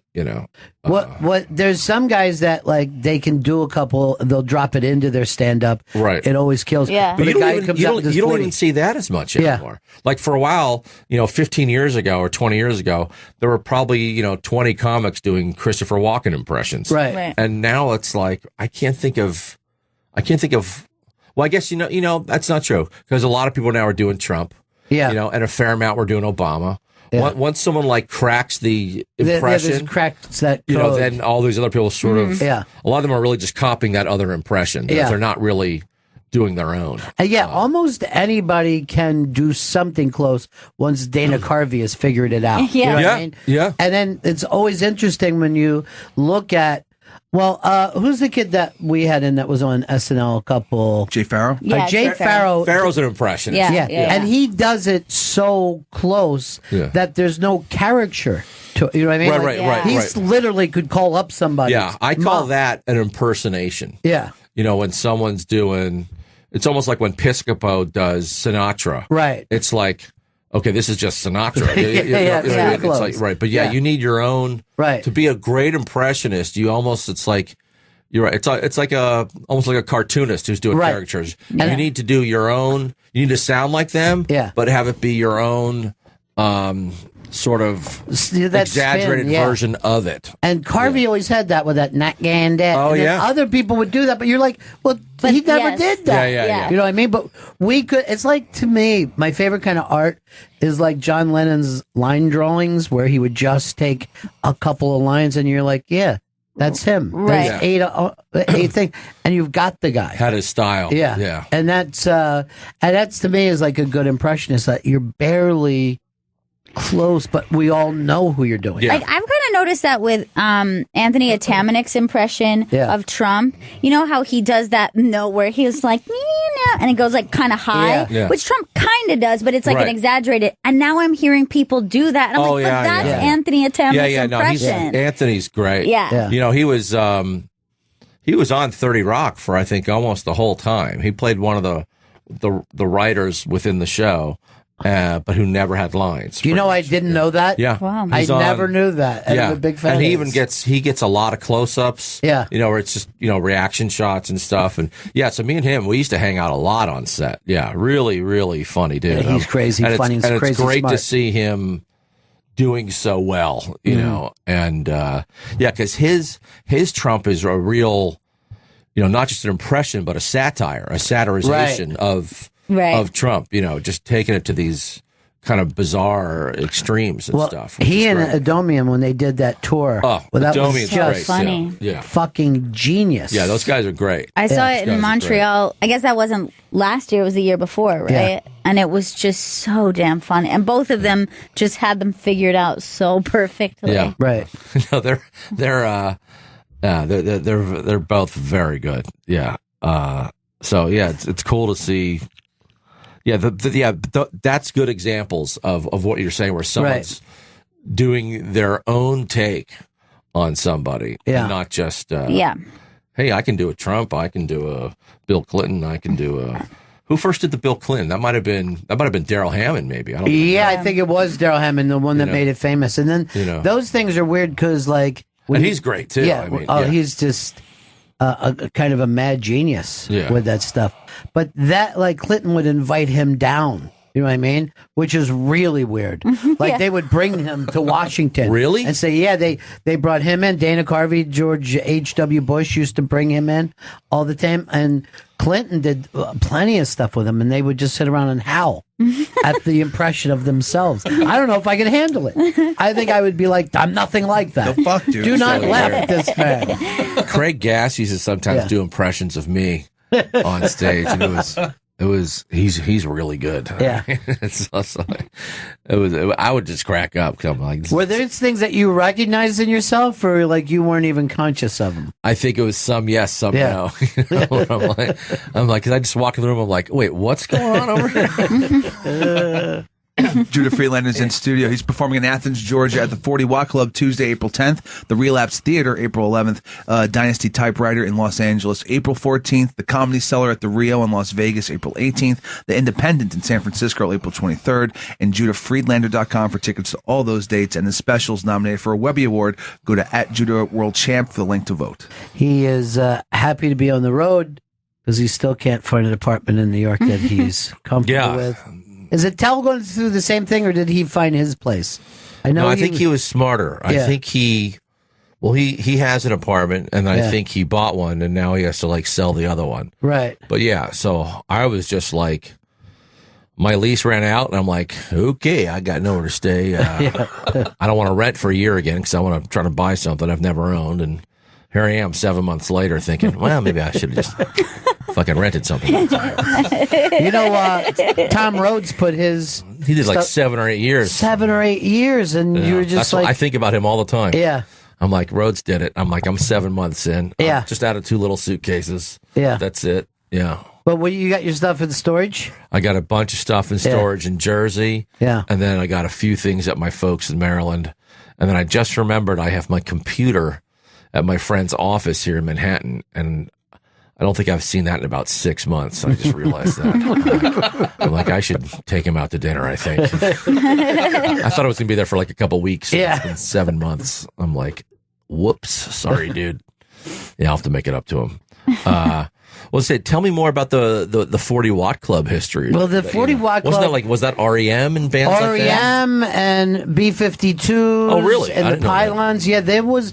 I think it might even been owned by somebody from the Pylons or something, right? Yeah. Yes. Well, I think they started the club. I know it's a famous place. Yeah. I think they actually started a different location at first because it was really small. Okay. And like the joke was because it was just like this tiny little brick room. It was only lit by 140-watt light bulb. Right. And then they kind of expanded it, but once the scene started to grow, they expanded it and then just moved it somewhere else that's more, like an actual space. But yeah, just tons of really and cool it's a bands. gorgeous town. Yeah. You know, it's an old. I heard it's really cool. Yeah, an old southern town. And I, when that scene was big, when I was young in the 80s, I went and did a week there and ended up just becoming friends with everybody. But, oh no, that was a week before. So everyone's like, I wish you were here last week. You would have loved this guy. And it was Bill Hicks, right? And wherever I was performing at that town? he played at that town. And wherever I was going, people were like, "You just missed Bill Hicks. He was here. Wow. You would love him." Wherever I went, I used to watch him a lot in New York. Yeah. He used to play the Village Gate a lot. Oh yeah. This was in like somewhere between, I'm guessing, like 89, 91. Mm-hmm. And so there was the Comedy Cellar was the main place down in the Village. And back then there was Boston Comedy Club. Yeah. And then the Village Gate was on Bleecker Street. And that was a 3-level entertainment complex. They had jazz, they had plays, they had, all kinds of different things. Yeah. And then I think on Friday and Saturday they would have comedy nights. And it was a huge room. It must have seated a few hundred people. And Hicks would go there a lot. So I used to go there to see him a lot. And he was like I remember one night, man, he was so funny. He ended his show singing some Elvis Presley song. Yeah. And doing like his impression of it, and just going. He was such a he was a very energetic and aggressive, dynamic performer, more than you see on the specials and albums that he has released. I mean, he was like a real, powerhouse. And I remember one time he's singing this Elvis song. I think it was My Way, and there was a rug on the stage. You couldn't even see it. It must have been like 40 feet long. And he just picks up that whole rug and just throws it into the crowd. That rug probably hadn't been moved in 40 years. There's dust flying everywhere. Yeah, he was great, man. He was so funny. There was, I'm actually friends with the guy who used to run it, Rafi DeLugoff. His dad was the owner. And, but I didn't know him really back then. But one of the comics who would open the show, just announcing it, not even doing stand-up, just opening it, I knew him from doing open mic, so he would sometimes get me in for free, and I would go watch. But yeah, Hicks, he was great. Man. Yeah, he was amazing. Yeah. But yeah, I agree with you. That's right. I thought he worked way louder and way more physical than in any of the records, because his material was so funny that you forget he was also an entertainer. Yeah. But I saw him this thing, and I'd never seen it since, that he was. I was watching him, and he was obsessed with Elvis. And there was like certain people that he was obsessed with. Keith Richards was another one that he would just be talking about a lot. But he said that Elvis got his style of dancing because when he was a little kid, Elvis's mother would be telling him to shut up, singing and dancing in his room, and she'd be taking a broom and it would go through this tarp floor, the shitty shack tarp floor, and that's why Elvis had that move. And he did this whole thing, and I'm like, Hicks did this? Yeah, Hicks was doing it. And he was like, "Mama, please." And it was so physically funny. And I've never seen. And that's the stuff that I think a lot of people today don't know. I mean, they know his, a lot of his, social commentary stuff, which is fantastic, but they don't know this other side where some of his stuff was just pure funny. It wasn't like political or anything. It was just funny, Yeah. And but yeah, he was very aggressive and strong presence on stage. Yeah. And energetic too at times. Yeah, for some reason they have it like that he was this tortured genius, but I mean, he might have been that too. I never but that knew him wasn't personally. all of him. Yeah, because I remember seeing him at Caroline's once, maybe twice, and he was great. But that set was a little more like the specials that you've seen, right? Where it's a much more mellow performance. Yeah. And at Caroline's, I remember it seemed like there was maybe 10 or 15 comics watching him in the back, and then the audience. Caroline's, it was probably 30 or 40% full. It was a light crowd. Yeah. And I'd say of that crowd, maybe 40% or 30% was liking him, and the other was just like either not liking him or not getting it. So it was like he wasn't drawing like a lot of like fans, you know. Yeah. So I mean, and you know, at the time that might have been, you know, just getting a lot of tourists who were just coming in, not knowing who they're going to see, you know. So it's interesting. But when he performed at the Village Gate, you know, that was a showcase night. So it's, you know, you see like 5 comics on one night, but I mean, he would just destroy. Yeah, it was great. Yeah. But you know, again, he was only in his early 30s when he died. I know. You know what I mean? So not a lot of people draw at that age. Yeah. And, even though he had been playing theaters overseas. Yeah, I think from the little bit I know, I think his, you know, at least financially, his career was better over there than here. Well, he played like a lot of road gigs in the South, like a lot of shitty rooms, basically shitty rooms. Yeah, you know, and that was money to him too. Yeah. You know what I mean? Yeah. And there was definitely, you could see, you know, Kinnison influences him as well, because I think, you know, he was a young comic who I think worked with Kinnison. Yeah, they all worked together, but all those Texas guys were somewhat similar. You know what I mean? They were all had that religious upgrading, so a lot of their cadence came from church. You know I know what I mean? Kinnison certainly did. Yeah, as being a preacher. Yeah. I always found that interesting because that thing, of course, is public speaking. You know what I mean? Those preachers set out to kill. You know what I mean? They set out to do really well. And like win over the room. And dominate. To just dominate. Yeah. Influence and dominate. Right. Yeah.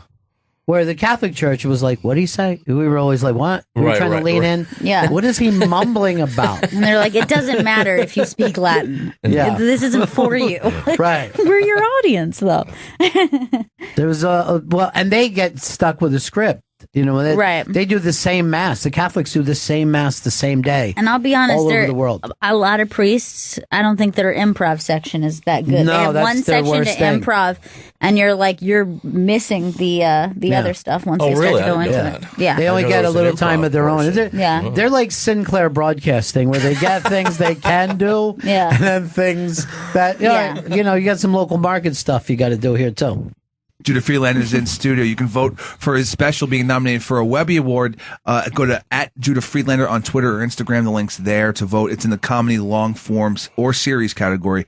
And Judah's performing in Athens, Georgia at the 40 Watt Club, Tuesday, April 10th, at the Relapse Theater in Georgia, April 11th, Dynasty Typewriter in Los Angeles, April 14th, the Comedy Cellar at the Rio in Vegas, April 18th, and the Independent in San Francisco, April 23rd. JudahFriedlander.com for all his dates and tickets. And the voting is very important. I'm in third place currently. Who are the other people to in have the world champion? That doesn't make sense. Third place is a disgrace to the planet. So get out there and vote. Yeah. Go to my website, go to my Twitter, find it. So basically, it's the Daily Show and Jimmy Kimmel Show. Okay. They're in first and second. I'm in third. And then there's some Billy Crystal. I think it's like a mashup of City Slickers and Westworld. That's odd. For Funny or Die. Yeah. I'm ahead of them. I think they're in fourth. And then there's some, it's from some big company. I think they're out of Canada, Toronto, doing some kind of a web series. Well, the big TV shows are going to be tough to beat. I mean, you know. I know, these damn corporate comedy shows, these fascist corporate comedy. If that's what you want, hey, don't vote. If you want to vote for individuality and what America is built on, you'll vote for the world champion and get out there and do that. I like the idea of it. I really do. Yeah. I like the idea that this could be that David and Goliath type thing. I mean, I've heard from some of my sources that Kimmel and Trevor Noah have been gerrymandering some of the districts. Yeah. And which isn't fair in the voting at all. You know, I want to win the popular vote as well as the electoral college in this Webby Award. This hasn't happened in a while. Normally, you win one or the other, you know, to run both those tables. Yeah. Fantastic. Now, you know, Noam is opening up that comedy Today cellar. is the first day, and actually it opens at the Rio Comedy Cellar is in Vegas as of tonight. Well, and I'm there in 2 weeks. Yeah. Now, so I brought up something about TV, and he goes, why? What have you heard? Do you know something? And I guess he'd been talking to somebody about TV, and he thought I had inside information. But we got to talking about you, and Noam said, that's exactly what I gave them the tape and said, we got to shoot this the way, you know what I mean? The close-up way that you did really? it. So you're influencing comedy in ways that they're not even telling I saw you. them film it, and I don't think they did it the way I did. But yeah, it was probably less than they normally would do. Right. Yeah. That's what I'm telling you. That's what these corporate comedy people do. Right. You know, you have the individual come in there, do something unique, and then they try to chip off of that, and they still can't copy it. When are you playing? That's why you got to vote for me for the Webby Awards. When are you going out there? Yeah. 2 shows, Wednesday, April 18th, 7 and 9 o'clock, I think. I think it's going to be interesting because he says they're making it look like you're at the Cellar in New York City. It's supposed to look exactly like that's really the Village weird. Underground. That's really strange. Yeah. I think it's going to be great. Yeah. You know, I thought they already have all the headshots up there. Yeah. I saw some pictures of it online. I'm like, yeah, I think it's exciting, man. Yeah. It'll be great. Yeah, it'll be a little bit of a time warp. Yeah, you know, going in there. And it'll be interesting to see what the audiences will be like. Yeah. You know? I mean, Vegas is totally different than anywhere in the country, really. Yeah. You know. Although there's enough people living in Vegas now that you could have a local scene. I mean, they're getting a football team. Yeah. You know? That would be Raiders. so great if the locals would come out too. You know, that would be awesome. You know, and I think that's totally something that could happen. Every once in a while, you meet people whose career started in Vegas, which seems weird.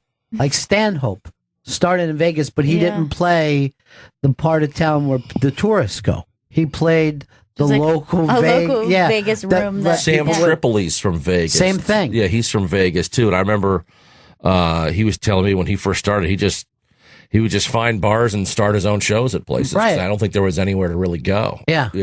There isn't anywhere to go until you're Tom Jones. And then they're like, okay. I'm a big Tom Jones fan. Yeah.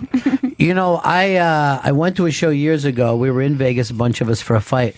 And we bought Tom Jones tickets as if it was a lark, like we're going to do the Vegas thing. Mm-hmm. And this show was as good, if not better, than any show I ever saw in my life. Yeah, he's an inspiration of mine. A great soul singer and a great entertainer. Yeah. And I kid you not, he's as good as anyone I've ever seen He on stage. was big in getting Elvis to Vegas and helping Elvis in Vegas, I believe. He's a phenomenal performer, entertainer, and singer. And he does a cover.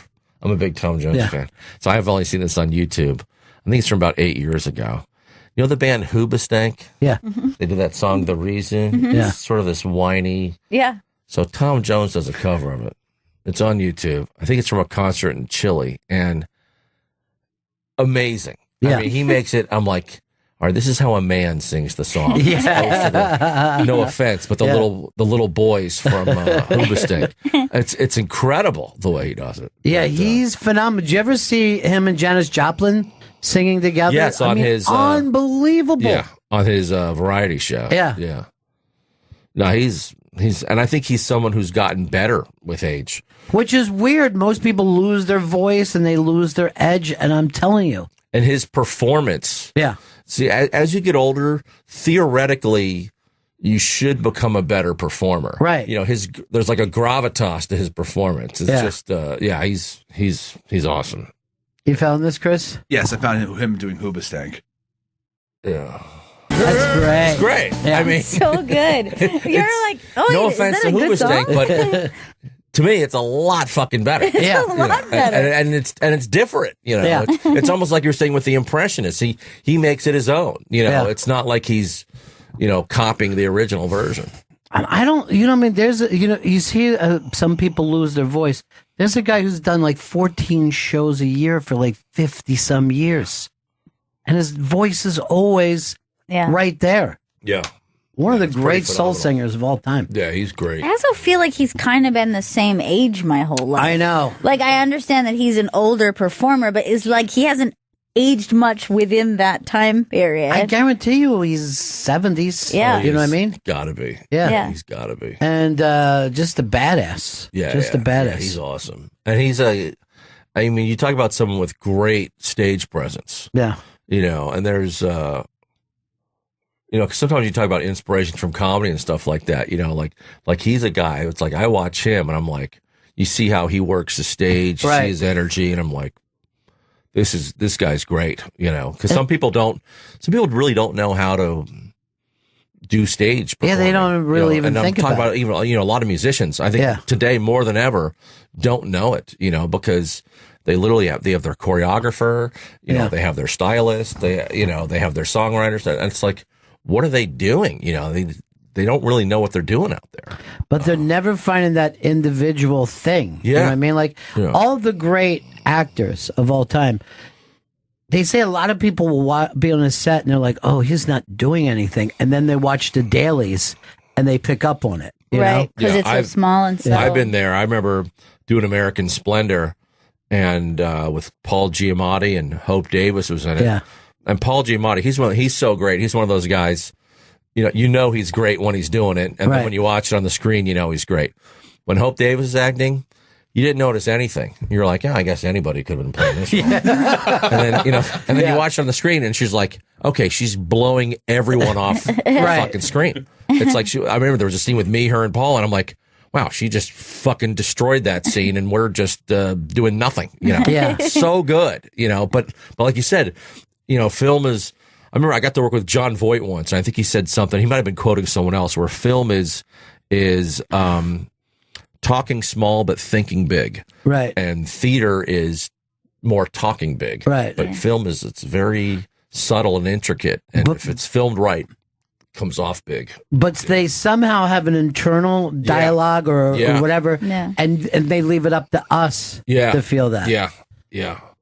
It's always amazing to me, you know, when people have come in, and we've talked this before, some of the English actors who have come into this room are the most charismatic people I've ever met in my life. And I don't know, it's because it's a theater background, but they can really lock on to you. Yeah. You can't even believe it. Like, you can see how acting also in part is manipulation as well. Absolutely. Like, you feel like you're being a little bit manipulated by them when you're talking to them. And only after the fact. You were like, hey, wait a minute, I think I was manipulated. But you're just being seduced and falling for it. In the moment, you're like, I feel like we're having a real connection. I'm trying to think, who was Fiennes? Ray Fiennes. Ray Fiennes. Was it Ray or there's, it was Ray Fiennes. Yeah. And when I was talking to him, I'm like, is he in love with me? Because it was like that type of connection. Yeah. He would locked in.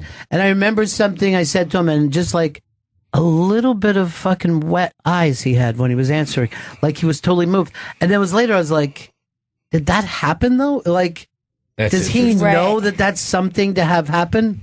Right. Yeah, he might have more emotion than your average person. Right. You know, I remember I did a little thing. There was some kind of little film festival. It was outdoors. They had a big screening at Bryant Park, and Hugh Jackman was hosting it. He was hosting it, and you realize, like, wow, this guy's he's a legit great performer. This guy. He's also like a Broadway guy, not just a movie star. But so, like, I'm up there co-presenting an award with him, and he was so just gracious and gentlemanly, and just this great, like, happy, infectious energy, and it's just like it's impressive, you know. It's like it's like, I get it. This guy should be a star, you know. Well, I just did an Unmasked, like I did with you, with Tracy Morgan, and we did it here, and Tracy and about 70% of the audience cried the whole time he was talking. I believe it, because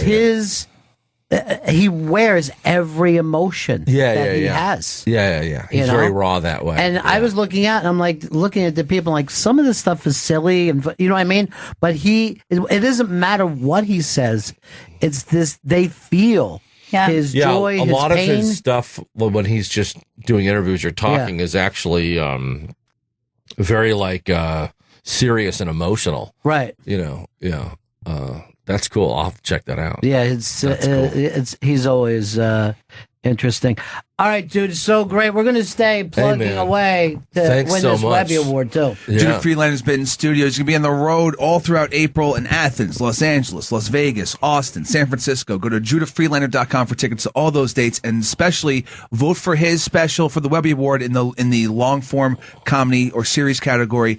At Judah World Champ is where you can find that link. Vote for Judah Friedlander special. All right, buddy. See you next time. Thanks so much. You guys are the best. Welcome back to Bennington. Christy Cello and Petey Diabro are in studio. Yeah! Oh, man. We made it, Petey. We made it. This is big for me. This is huge. We wanted to have you on for so long. I don't know why it hasn't all come together. Yes. This is like icing on the cake. Get out of here. Just you saying that. Oh, yeah. Means a lot. Thank you so much. Christy said she didn't think you'd be a good fit with us, but we always said. I was like, wait, you sure you just don't want me again? You don't want me? Please, everybody wants you.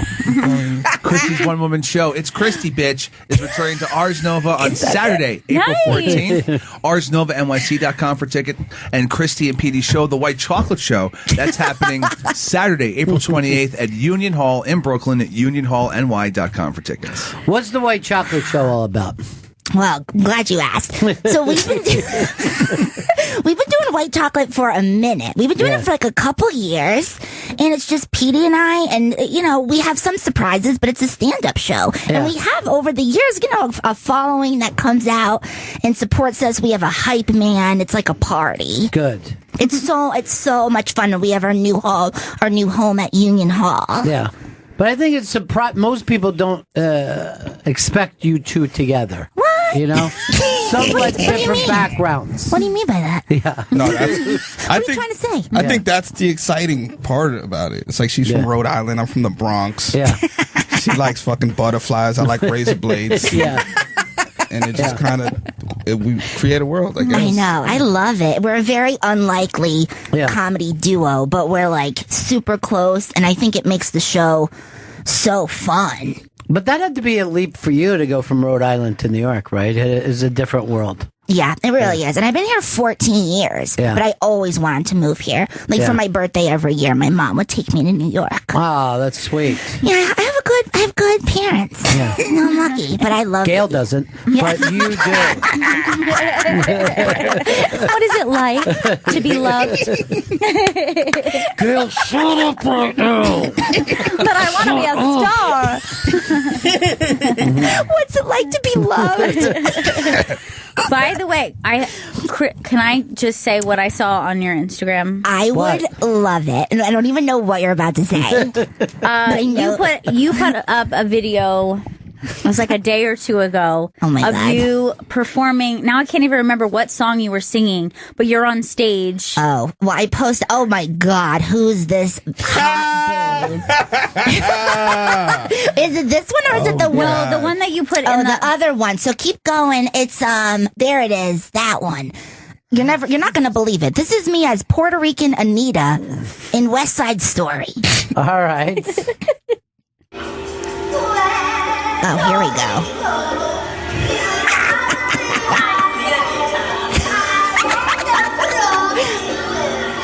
I want to die.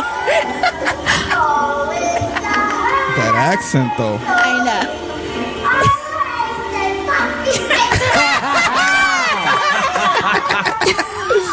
Oh, God. It's too much. This is cultural 14 years old. 14. You were 14? Wow. Yeah, twerking up there. Can I just say this? This is why some guys go to prison. You know what I mean? They're going to make a run at that. Mm-hmm. Yeah, 14 years old. Bait. Jail bait. Yeah. It's too much. That's the diversity in Rhode Island for you. Just an entirely Caucasian production of West Side Story. Just as white as it could be. Yeah. How old were you in the one where you were singing I Love You? That was probably like 14 too. Yeah. I grew up doing a ton of theater. Oh my God, I was dying. It was so Thank you so much for your support. So cute. Wasn't there one where you got stabbed? Like they were stabbing you on stage or something? Oh, that was in West Side Story. There was like an assault. Yeah. They didn't stab, but it was like they're like roughing me up a little bit. Well, the thing is, West Side Story was always the story of a boy from a white neighborhood getting together with a girl from a white neighborhood, and the problems that has. It's the worst. Yeah. It's the worst. We just didn't have any diversity. I played every Every role. I played Spanish Carmen Diaz in Fame. I mean, come on. Now, Petey, I went through the Bronx the other day, and everybody is saying that, New York is gentrified and it's pussied up. And I'm like, nope, not all parts of it. There are still parts of the Bronx that you're like, shit. Oh, yeah. Yeah. And Brooklyn still exists, it's just deeper than it used to be. Yeah. You just have to go East. deep. Yeah, yeah, exactly. East New York, Brownsville. Well, that was It's the still there. shooting of an unarmed guy took place. What was it, last night or the night before? No, was it last I night? think this was, Yeah. yeah, 2 And- days ago. Yeah, it was a guy who, what do you have, a crack pipe? He had a piece of metal. Yeah, it was just like a regular pipe. He was holding like a piece of pipe. And I think that he was holding it, and they thought it was a gun. And they just shot him up over and over and over and over and over and over. It's like... Where was this? Brooklyn? Yeah, Brooklyn. Oh, wow. Jesus Christ. Was it Bed-Stuy? We're back to Bed-Stuy, giving it somewhat of a... Nice. I don't think it was Bed-Stuy, because Bed-Stuy's been pretty gentrified. I know, but I'm saying, but there's still always parts of every... You know what I mean? There's still the government housing. Exactly. You can't take that out, which is always interesting when that happens in the gentrified. Like, Bed-Stuy is like that, or... Fort Greene has that too, where it's like, the rich people are living there now, but you can't take out that housing, so they still have to live together. They have to cohabitate. That's like in Harlem. I was in Harlem earlier. It's like, it's gentrified, but it's still fucked up. Like, if you really, if you walk around, you'll be like, oh, what's that smell? And it's fucking K2s. People are smoking K2 in the streets. Lexington Avenue. Shout out to all my boys on Lexington, but they're smoking shit that make your brain feel strange when you smell it by accident. Yeah.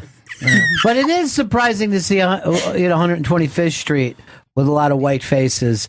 And it's really weird to see that there's white concerts taking place there now. Yeah, that's true. White concerts? Yeah. Like white entertainment is now like not just like people, rock, like classic rock. White entertainment. Because I thought the opposite of BET. The wet network's going on. It's for White our people. entertainment television. Finally, something we can enjoy. The opposite of BET is TV.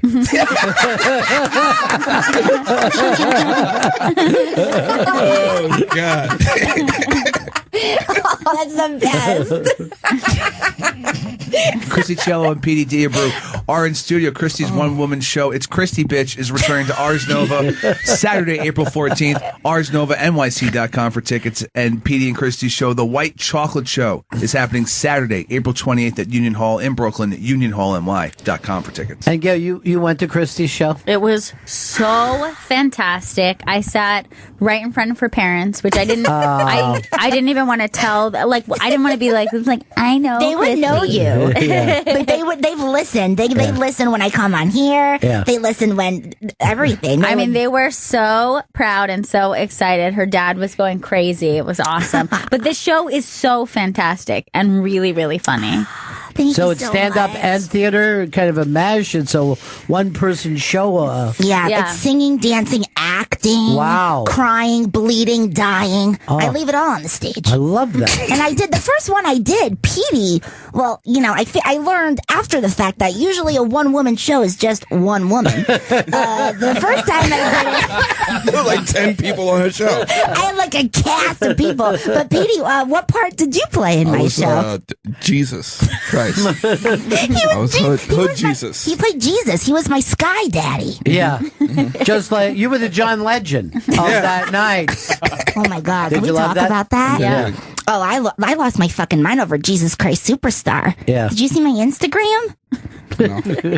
I could not believe how good that was. I loved it so much. Did you guys watch it? I watched it, and I thought they did a really good job doing this version where they kind of made it feel like theater, unlike the other live shows that they've been doing, where it's like just like a TV event. It doesn't really feel like theater. This actually felt like you were peering in and had a camera on the stage of a live theater Of a event. rock opera. Yes. It's a rock It opera. was incredible, and I'm really into the guy that played Judas. I just want to put that out there. He to was the very universe. big. I'm still Twitter blew up for him.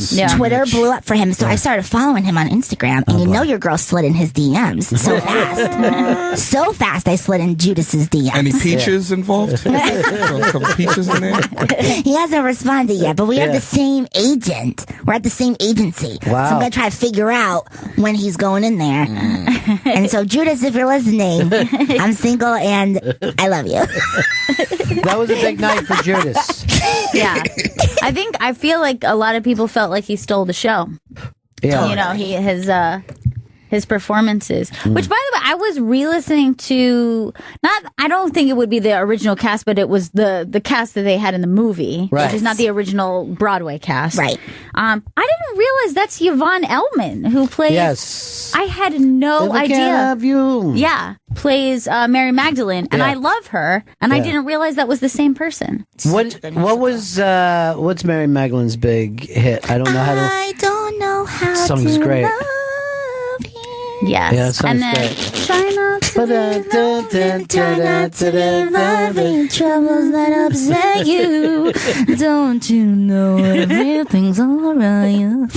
See, I've had that song in my head, but I don't know any of the lyrics. Oh, God. Yeah. It's never stopped me before. Yeah. I was like, time to grab mayonnaise and some rye. Gonna make a sandwich now. The remix. Chris, did you watch it at all, or you refuse? I don't have television, so I was only able Yeah. to watch like the clips they uploaded that night, which was Yeah. just the beginning of like the rocked out instrumental beginning. Now, Chris is dating a Costa Rican girl, so he's not even seeing a lot of stuff in English, right? A lot of the TV. Mostly Univision and Telemundo. No Okay, way. I'm not even familiar. Yeah, Yeah. Sabado Gigante. Okay. That shit sounds spicy. Yeah. Sounds like a fucking seasoning. Are you watching the Yankees games in Spanish, or you Only the Spanish feed. Yeah, That's interesting. Did you meet her online? Because weren't you doing the online dating? I was, but Okay. I met her in real life. You Yeah, IRL GF? all the online women were totally insane. Yeah. That's why I remember you saying that. You had a hard time. But I mean, it was a good time. He went from meeting her to never being away from her for a second of his free time. Yeah, I mean, it's we haven't like spent not together like 8 months. Jeez. Shut the fuck up. Yeah, Oh, I'm it's happy for Why don't you take her to a one-woman show? Wouldn't that be fun? I could take her to Christie's one-woman show. It's Christie, bitch. It's returning to Ars Nova on Saturday, April 14th. ArsNovaNYC.com for tickets. Chrissy, would it throw you off if you just heard somebody explaining what it meant the whole time? And he's doing it in Espanol. I just love when you say it's Christy, bitch. Es Christie. With such gusto. Yeah. That's so funny to me. Oh, I'm so happy. This is the best day of my life. Yeah. Yeah. This is Nice. pretty big for This me, is too. huge. I must Yeah. say, this is big. It's big for me. For your It's big boy. for me having you guys in here. White chocolate, forget about it. Oh, the This White is it. Chocolate Show? Yeah. That's hosted by Christy and Petey. It's happening Saturday, April 28th at Union Hall in Brooklyn, unionhallny.com for They tickets. got Baji Ball upstairs Yeah. over there. It's fancy. Oh, nice. Real gentrified. Gail grew up playing that. For real? Yeah. I don't know how you play. My mom's family is Italian, so that was the yard game of choice. Yeah. Looks It's pretty fun. it's basically horseshoes for Italians, I like Yeah. to think. You throw a little ball and then try to get a big ball closer. That's it. Yeah. That's the whole it's, thing. It's a pretty easy concept, but it takes easy skill. It takes minutes to learn. It takes decades to perfect.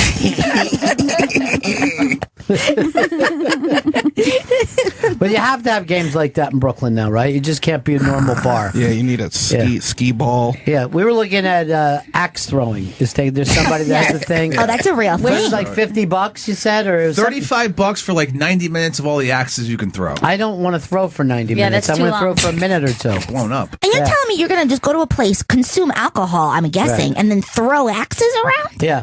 That's crazy. I thought you guys were joking. No. Unfortunately, it's really real. Kick axe. Shut the fuck up. Kick axe. Yeah, I hate kick these ass. people. Oh, my God. I hate Oh, this. why did she do that? Yeah. Why'd you? What? I can't. They're also doing a Tuesday night comedy night if you guys would like that. Stop Maybe it. get The an extra hecklers 10 are minutes. rough. Yeah. I'm going to be honest. So it's just coming at you with an axe. Oh my god, that is insane. The one thing that was weird, that one girl throwing an axe actually has a hatchet face. You wouldn't expect. You would think she's like, I don't want to be in love. Yeah, she does. I don't want to be in this shot. Wow. I don't like any. I think one hand or not at all. I wouldn't throw it in two hands. I wouldn't do it. Yeah, I would do one hand too. I would never do this, period. There's no way I would ever go to this bar. Look at this girl. Oh my goodness gracious. That's fucking nuts. I mean, honestly, I'm making fun of it, but I do it. Yeah, I do it too. Let's go. Yeah, there's no Honestly, doubt. it looks fun. Once I had a good time. Once I'm there, I'm going to throw Fine, an axe. I'll do it, but I'm not you're doing it for throwing an 90 axe? minutes, that's for No, sure. 90 minutes is too much to do anything. $35? 35, yeah. Man, that's a hustle right there. Yeah, it is. That's a good, because you think about it, you don't have to build a bowling lane and they. Oh, right. Nobody maintains. It's a dartboard. Yeah. Buy some It's axes wholesale. It's the world's largest dartboard is what it is. It's got to be a workout, too. Those things are heavy. You get the form down. You're working your, what are these called? Muscles? Muscles, sure. It's elbow meat, Like I think you're like- pointing at. Understeps. A little chub? Jub? Chrissy, are you seeing anyone now? Mom, I'm glad you asked. Yeah, good. Cue the sad music. Cue the violins. Sad music, Chris. Your girl is single. Oh, no. So single. I'm on the dating apps. Uh-huh. I'm like having like a little luck, but like not really. I think I'm intimidating. Yeah, you are. You're Oh my god, are you really playing sad music? Yeah. Oh my god, the YouTube link. This will make you cry. So I've been single for Here we go. a few years now, and it's just hard on these streets, you know? It's a concrete jungle out there. So anyone who's listening, just slide in my... I shouldn't do that, because I actually had some creepers slide in my Sure, DMs yeah, last you gotta time. be careful. So I gotta be careful. Straight eggplants or words? I got Eggplants. I got the perfect person for you, but it's just me in a mask. If I'm going to be totally honest, I'm just going to show up in a funny mask. My thing is I come through the window. I hope that doesn't scare you. Coming in with a mask through the window. Yeah. It's I like to think of it as romantic. You're singing the Mary song about making a sandwich to serenade me. No, it's Gail, you were saying it's a mistake to hook people up together too. You don't think it ever works out? Because I've had circumstances where I did it and it didn't work out. Even if it's not like it ends poorly. Yeah. But I've only once set two people up on a blind date, and I feel like I'll never do it again. Really? I'll never do it again. And it wasn't like they had a terrible time, but you know, the guy didn't call her back. Yeah, and then you're in the middle. And then she's like, well, did you ask him, like, did he not have fun? And I'm like, oh, I didn't know I was going to have to, like, follow up. Yeah. It's putting you in the middle. And then I was like, oh, so how did it go? And he was like, it was great. She's so nice. I liked her a lot. And I was like, fuck. Now what do I say? Like, why don't you call her? I'm like, I thought this was going to work out so perfectly that I could just set this up and dip out. And now I got myself in the middle, and I felt like it was a bad situation. I like hooking people up that just want to fuck. Yes, that would be. Like, yo, I assume anyway. Yeah, I know this girl that wants to fuck. She's pretty hot. You want to fuck, right? Hey, you guys get together. I'll be honest, that was kind of even what I was fine with. And I think that she was, as you say, DTF. Okay. And then he left. And I just feel like He thought she was unfuckable.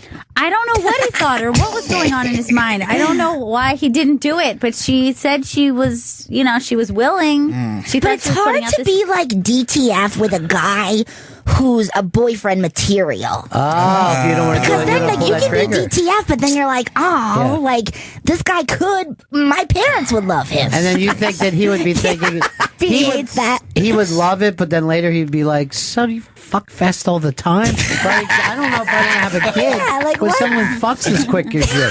You fucked in the bathroom. I mean, now that it's a month later, I'm disgusted. Totally. Yeah. It's weird to start. It's tricky though, because I'm just bored by people. I don't know if you had this problem online, but everyone just bores me because I'm with funny dudes all the time. And yet you don't want to be with a comedian, right? No, I dated all of them. Yeah. But no. I mean, not really. I'm not going to be like, never. What comedian that you dated is doing the best right now? Somebody? Have you dated anyone who's got specials? No. Or has done late night? Yes. I'm not saying names. Yeah. But yeah. Yeah. Someone that could be helping your career right now. No, but no, I don't need any, I can help them and no, I can't. You don't commit. All right, let's all try to guess a comedian that we believe that she's dated before. I'm honestly closing my eyes and I'm not saying go for it. I'm going to go first. I'm not going to, I think it's an easy one because I think you guys, even though he's married now, you guys would have been great. Joe List. No, I definitely did not pick one. All right, Chris, your turn. This game is so fun. Yeah, I know, this is really fun. So much. Yeah. Louis J. Gomez. Oh, God, no. That's pretty good. No, 2 for 2. First of all, I know she wasn't because she's still living. And all Louis's girlfriends died. Gail, you want to do I'm one? going to go Monroe Martin. That's a good one. Oh, and she is not reacting. No. She is Why did she not cover her reacting. face? Why did she cover her eyes? No, I never have. I'm getting too bashful. He's so tall. Yeah. He's very tall. No. He is very tall. Gail is enamored with Monroe. Oh, yes. He's very handsome, but no. By the way, with hooking people up, I've twice made the mistake of hooking 2 black people up together and one time hooking 2 Asians up together. And they both were offended. Why is that a mistake? Because they thought the reason why I said they had so much in common. Well, was it the reason? I guess so. I wasn't as woke as I obviously am now. Well, if that's the only reason, I think they had a point. That happens a lot with gay people. Yeah, I was just about to say. Where you're like, oh my God, I know someone who's perfect for you. And they're like 20 years age difference. One is super fit. The other one, they don't have anything in common. And they like look at you like, why would you say that? And you're like, because you both will have sex with Plus, each I thought other. you guys all fuck. Yeah, you fuck each other constantly. Isn't that what gays do? Yeah. If I was gay, I would definitely go to the bathroom with my boyfriend because I'd be like, I'm not going to go in there while you fuck everybody. You know what I mean? You're not going alone. Well, that is the thing that is crazy is like, they're still dudes. Yes. So they still, like, I know a lot of gay people with open relationships because they're like, they like to have sex with people because they're dudes. Right. Yeah. Yeah. Because guys don't turn down blowjobs, and whether you're gay or straight. Yeah, exactly. That would be silly. Yeah, that would be crazy. Yeah. They bleed red like everyone else.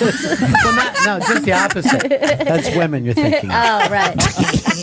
I always mess that up. Chris, did you guys don't have bleed? another guess that Chrissy is one? I think I have one. Okay. I'm really not going to ever tell you, though. Was it Jimmy Fallon? Oh, my God. Here we go. Fallon. See? Because I had heard that before. Here we He go. partied. You did not. I heard from a lot of people that you and Jimmy You are Fallon. lying through your teeth. That is not a rumor. And that never happened. What did you want to do? Plug Chris? I stepped on it. No. You know what? I just want to hear you say it again. Yeah. All right. Christy Cello and Petey Diabrewer in studio. Their show, The White Chocolate Show, is happening Saturday. White chocolate. White chocolate. Only in New York, white chocolate. April 28th at Union Hall in Brooklyn. That's unionhallny.com for tickets. And Christy's one-woman show, It's Christy, Bitch, is returning to Ars Nova on Saturday, April 14th. ArsNovaNYC.com for tickets. Are your parents going back to that one, too? They are. Jeez. They They're love you. coming, yeah. My parents love Petey. They're Petey's biggest fan. My mom stays liking everything he posts on Facebook. It doesn't matter what he's talking about. He could be talking about some heavy shit. And my mom just likes everything. Loves it. Yeah. Sometimes I'll say if something's good, I'll say it's crack. She doesn't know the She fuck doesn't that know means. She what just it is. loves it. I She love loves that it was crack. Yeah. Like the drug? Is it like the drug crack? She's like, if that's what makes him likable, love. She loves you. Oh, she loves you. Her cover photo on Facebook is me, my parents, you, and your mom.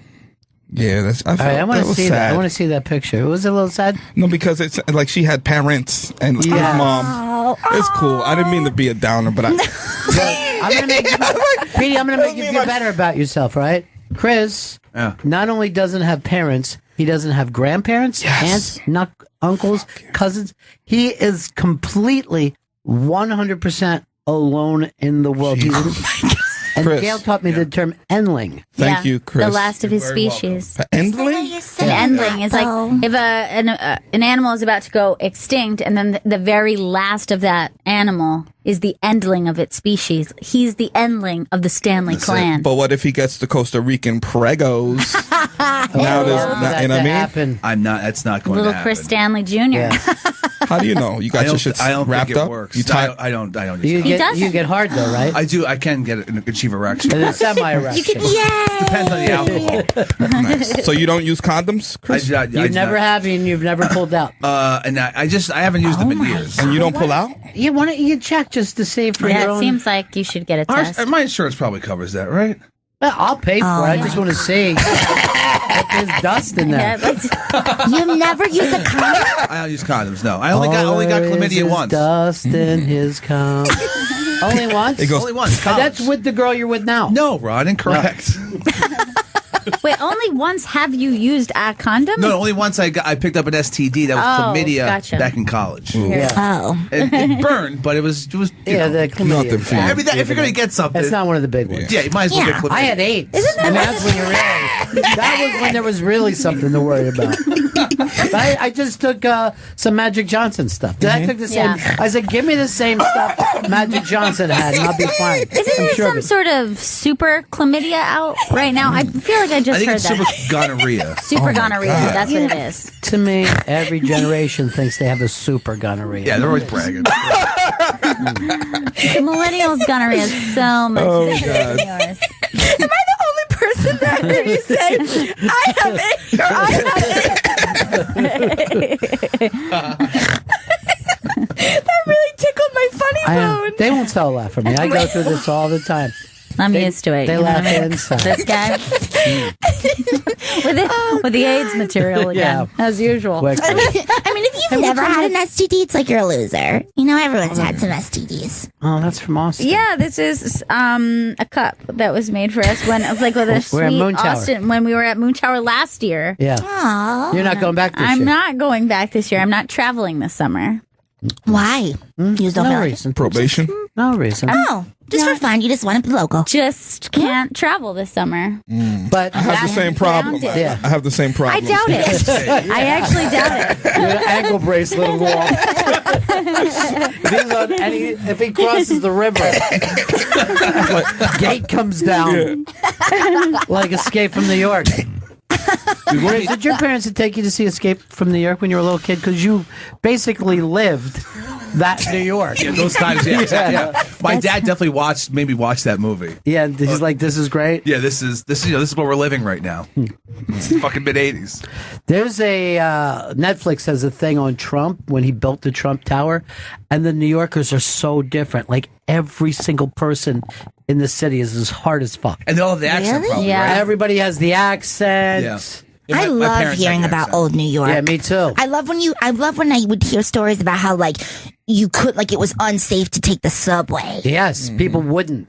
Like take the that is subway. nuts. That Yeah. you wouldn't take the subway. And they were just completely covered in graffiti. Everything. But you did the play, and you were stabbed to death in the play. I mean, that's that true. was real. That was a documentary play. Yeah.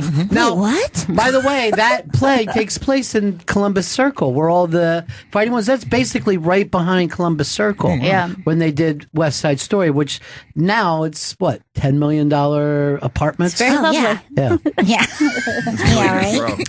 Well, they said there 3,000 people a year were being murdered in New York City. 3,000 people. It's almost like 8 a day were being murdered.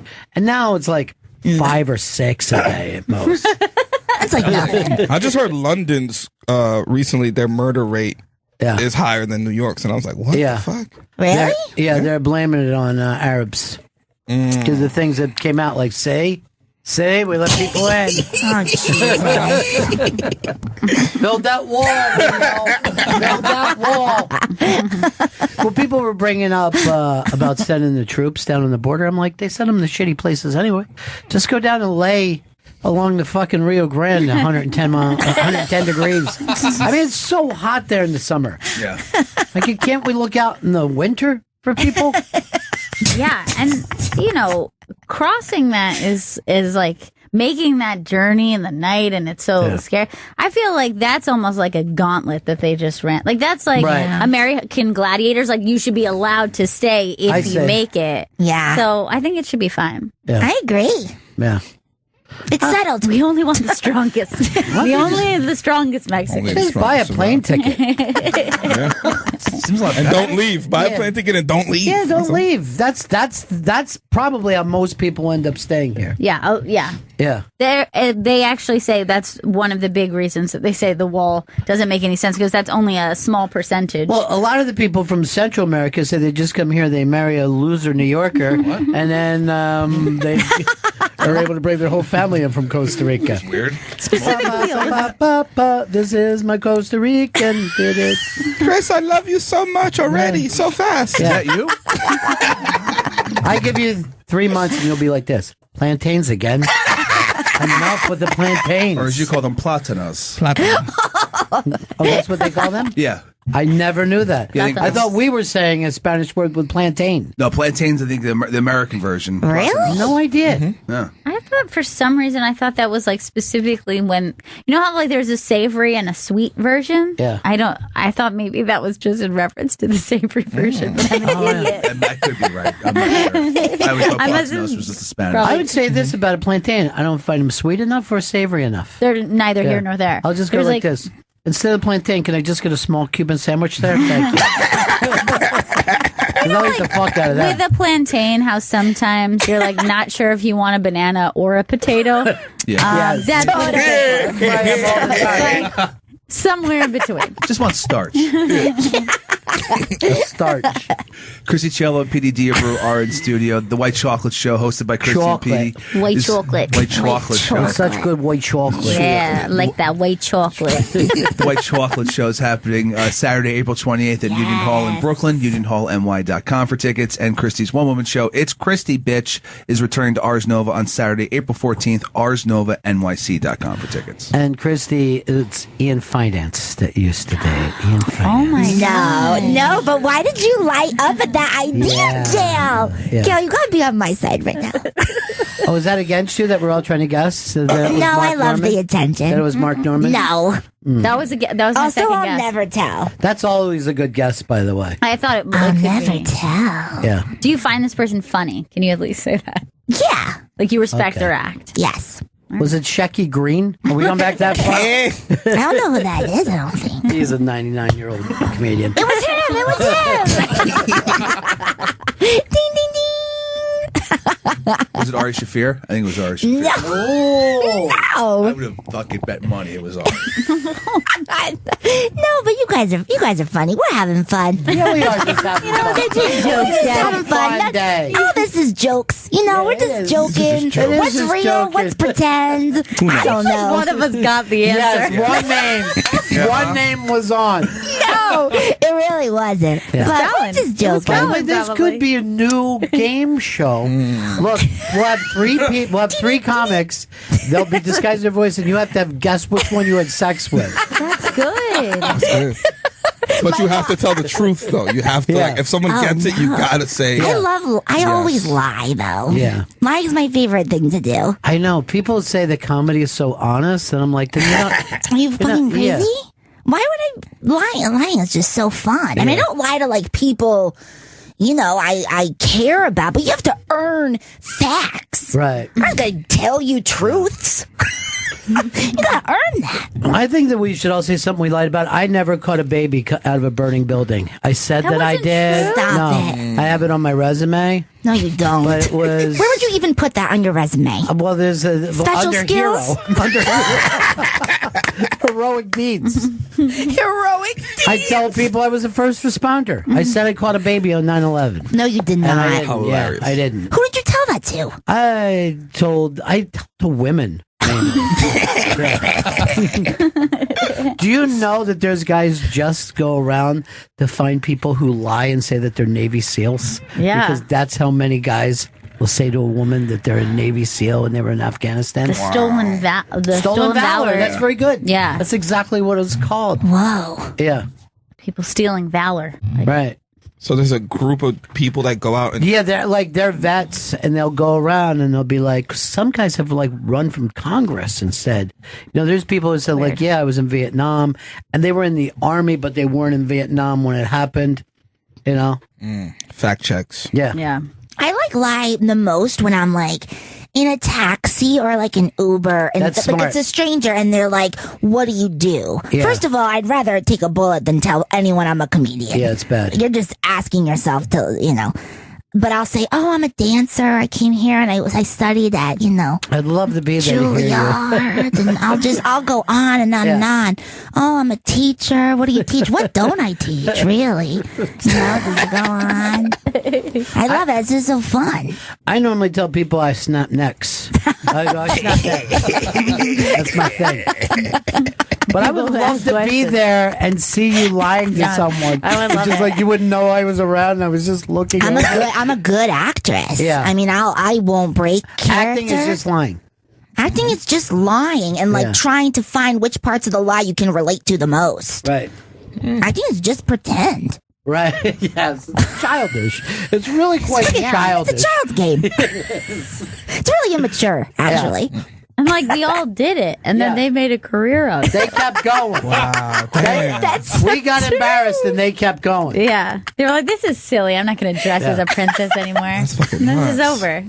And they're like, "I am a princess." A lot of my child play too, because I had two girl cousins. I acted like I was drinking a lot of empty things of tea. You know what I mean? Like I wasn't even Army. I'm just like, oh yeah, we're playing store. Oh, Kids yeah. love to fucking pretend they're in the store. Oh, store. And playing house. House was great. When you're in a house already. This is already a house. In this world, it's my house. Petey, did you play house when you were little? Like, did you play those kind of games? No. In the Bronx? He had a zip gun. He had a shank. No, I had the quarter water cut in half with the balloon on the other half and pebbles. Did you have, because you were an only child? Only child. Did you play by yourself? Play a lot by myself. That's Like so what? Did you sad. Do you pretend you were pretend? something? I was like, I did like Army Man. I would make the Army Men like fight, like. Oh my God, my legs! Oh, I can't feel them. But Tell my wife I loved her. you had a one-bedroom apartment, so One your bedroom. parents could hear you doing that. Yes, they could. That's the embarrassing part. You Like think- he's pretending this thing is burning up. You think they'd set a play date of some sort? But rather than move those army men around, did you ever pretend that you were running around doing that stuff? Oh yeah, through the apartment. They're like, Yeah. "What the fuck is he doing?" Yeah, did you ever pretend you were a cowboy?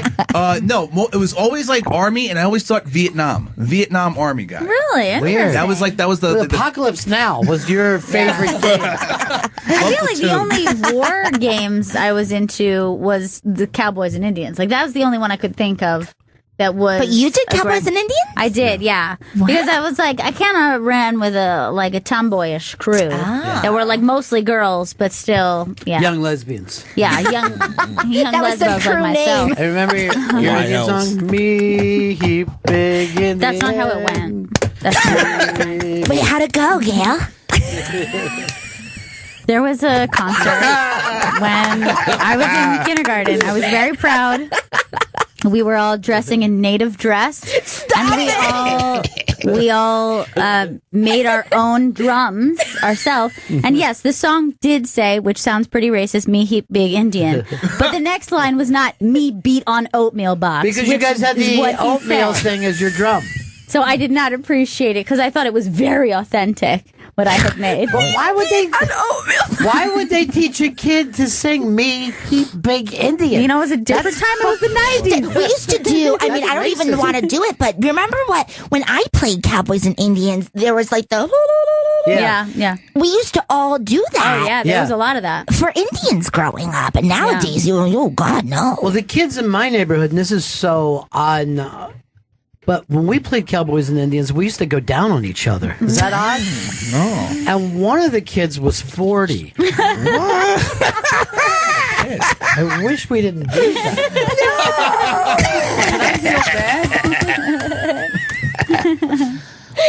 bad? 1 little, 2 little, 3 little Indians. Yeah, there's like a lot of like Native American songs not good. Or like remember in the Peter Pan, what was the live action Tiger movie? Lily. Oh.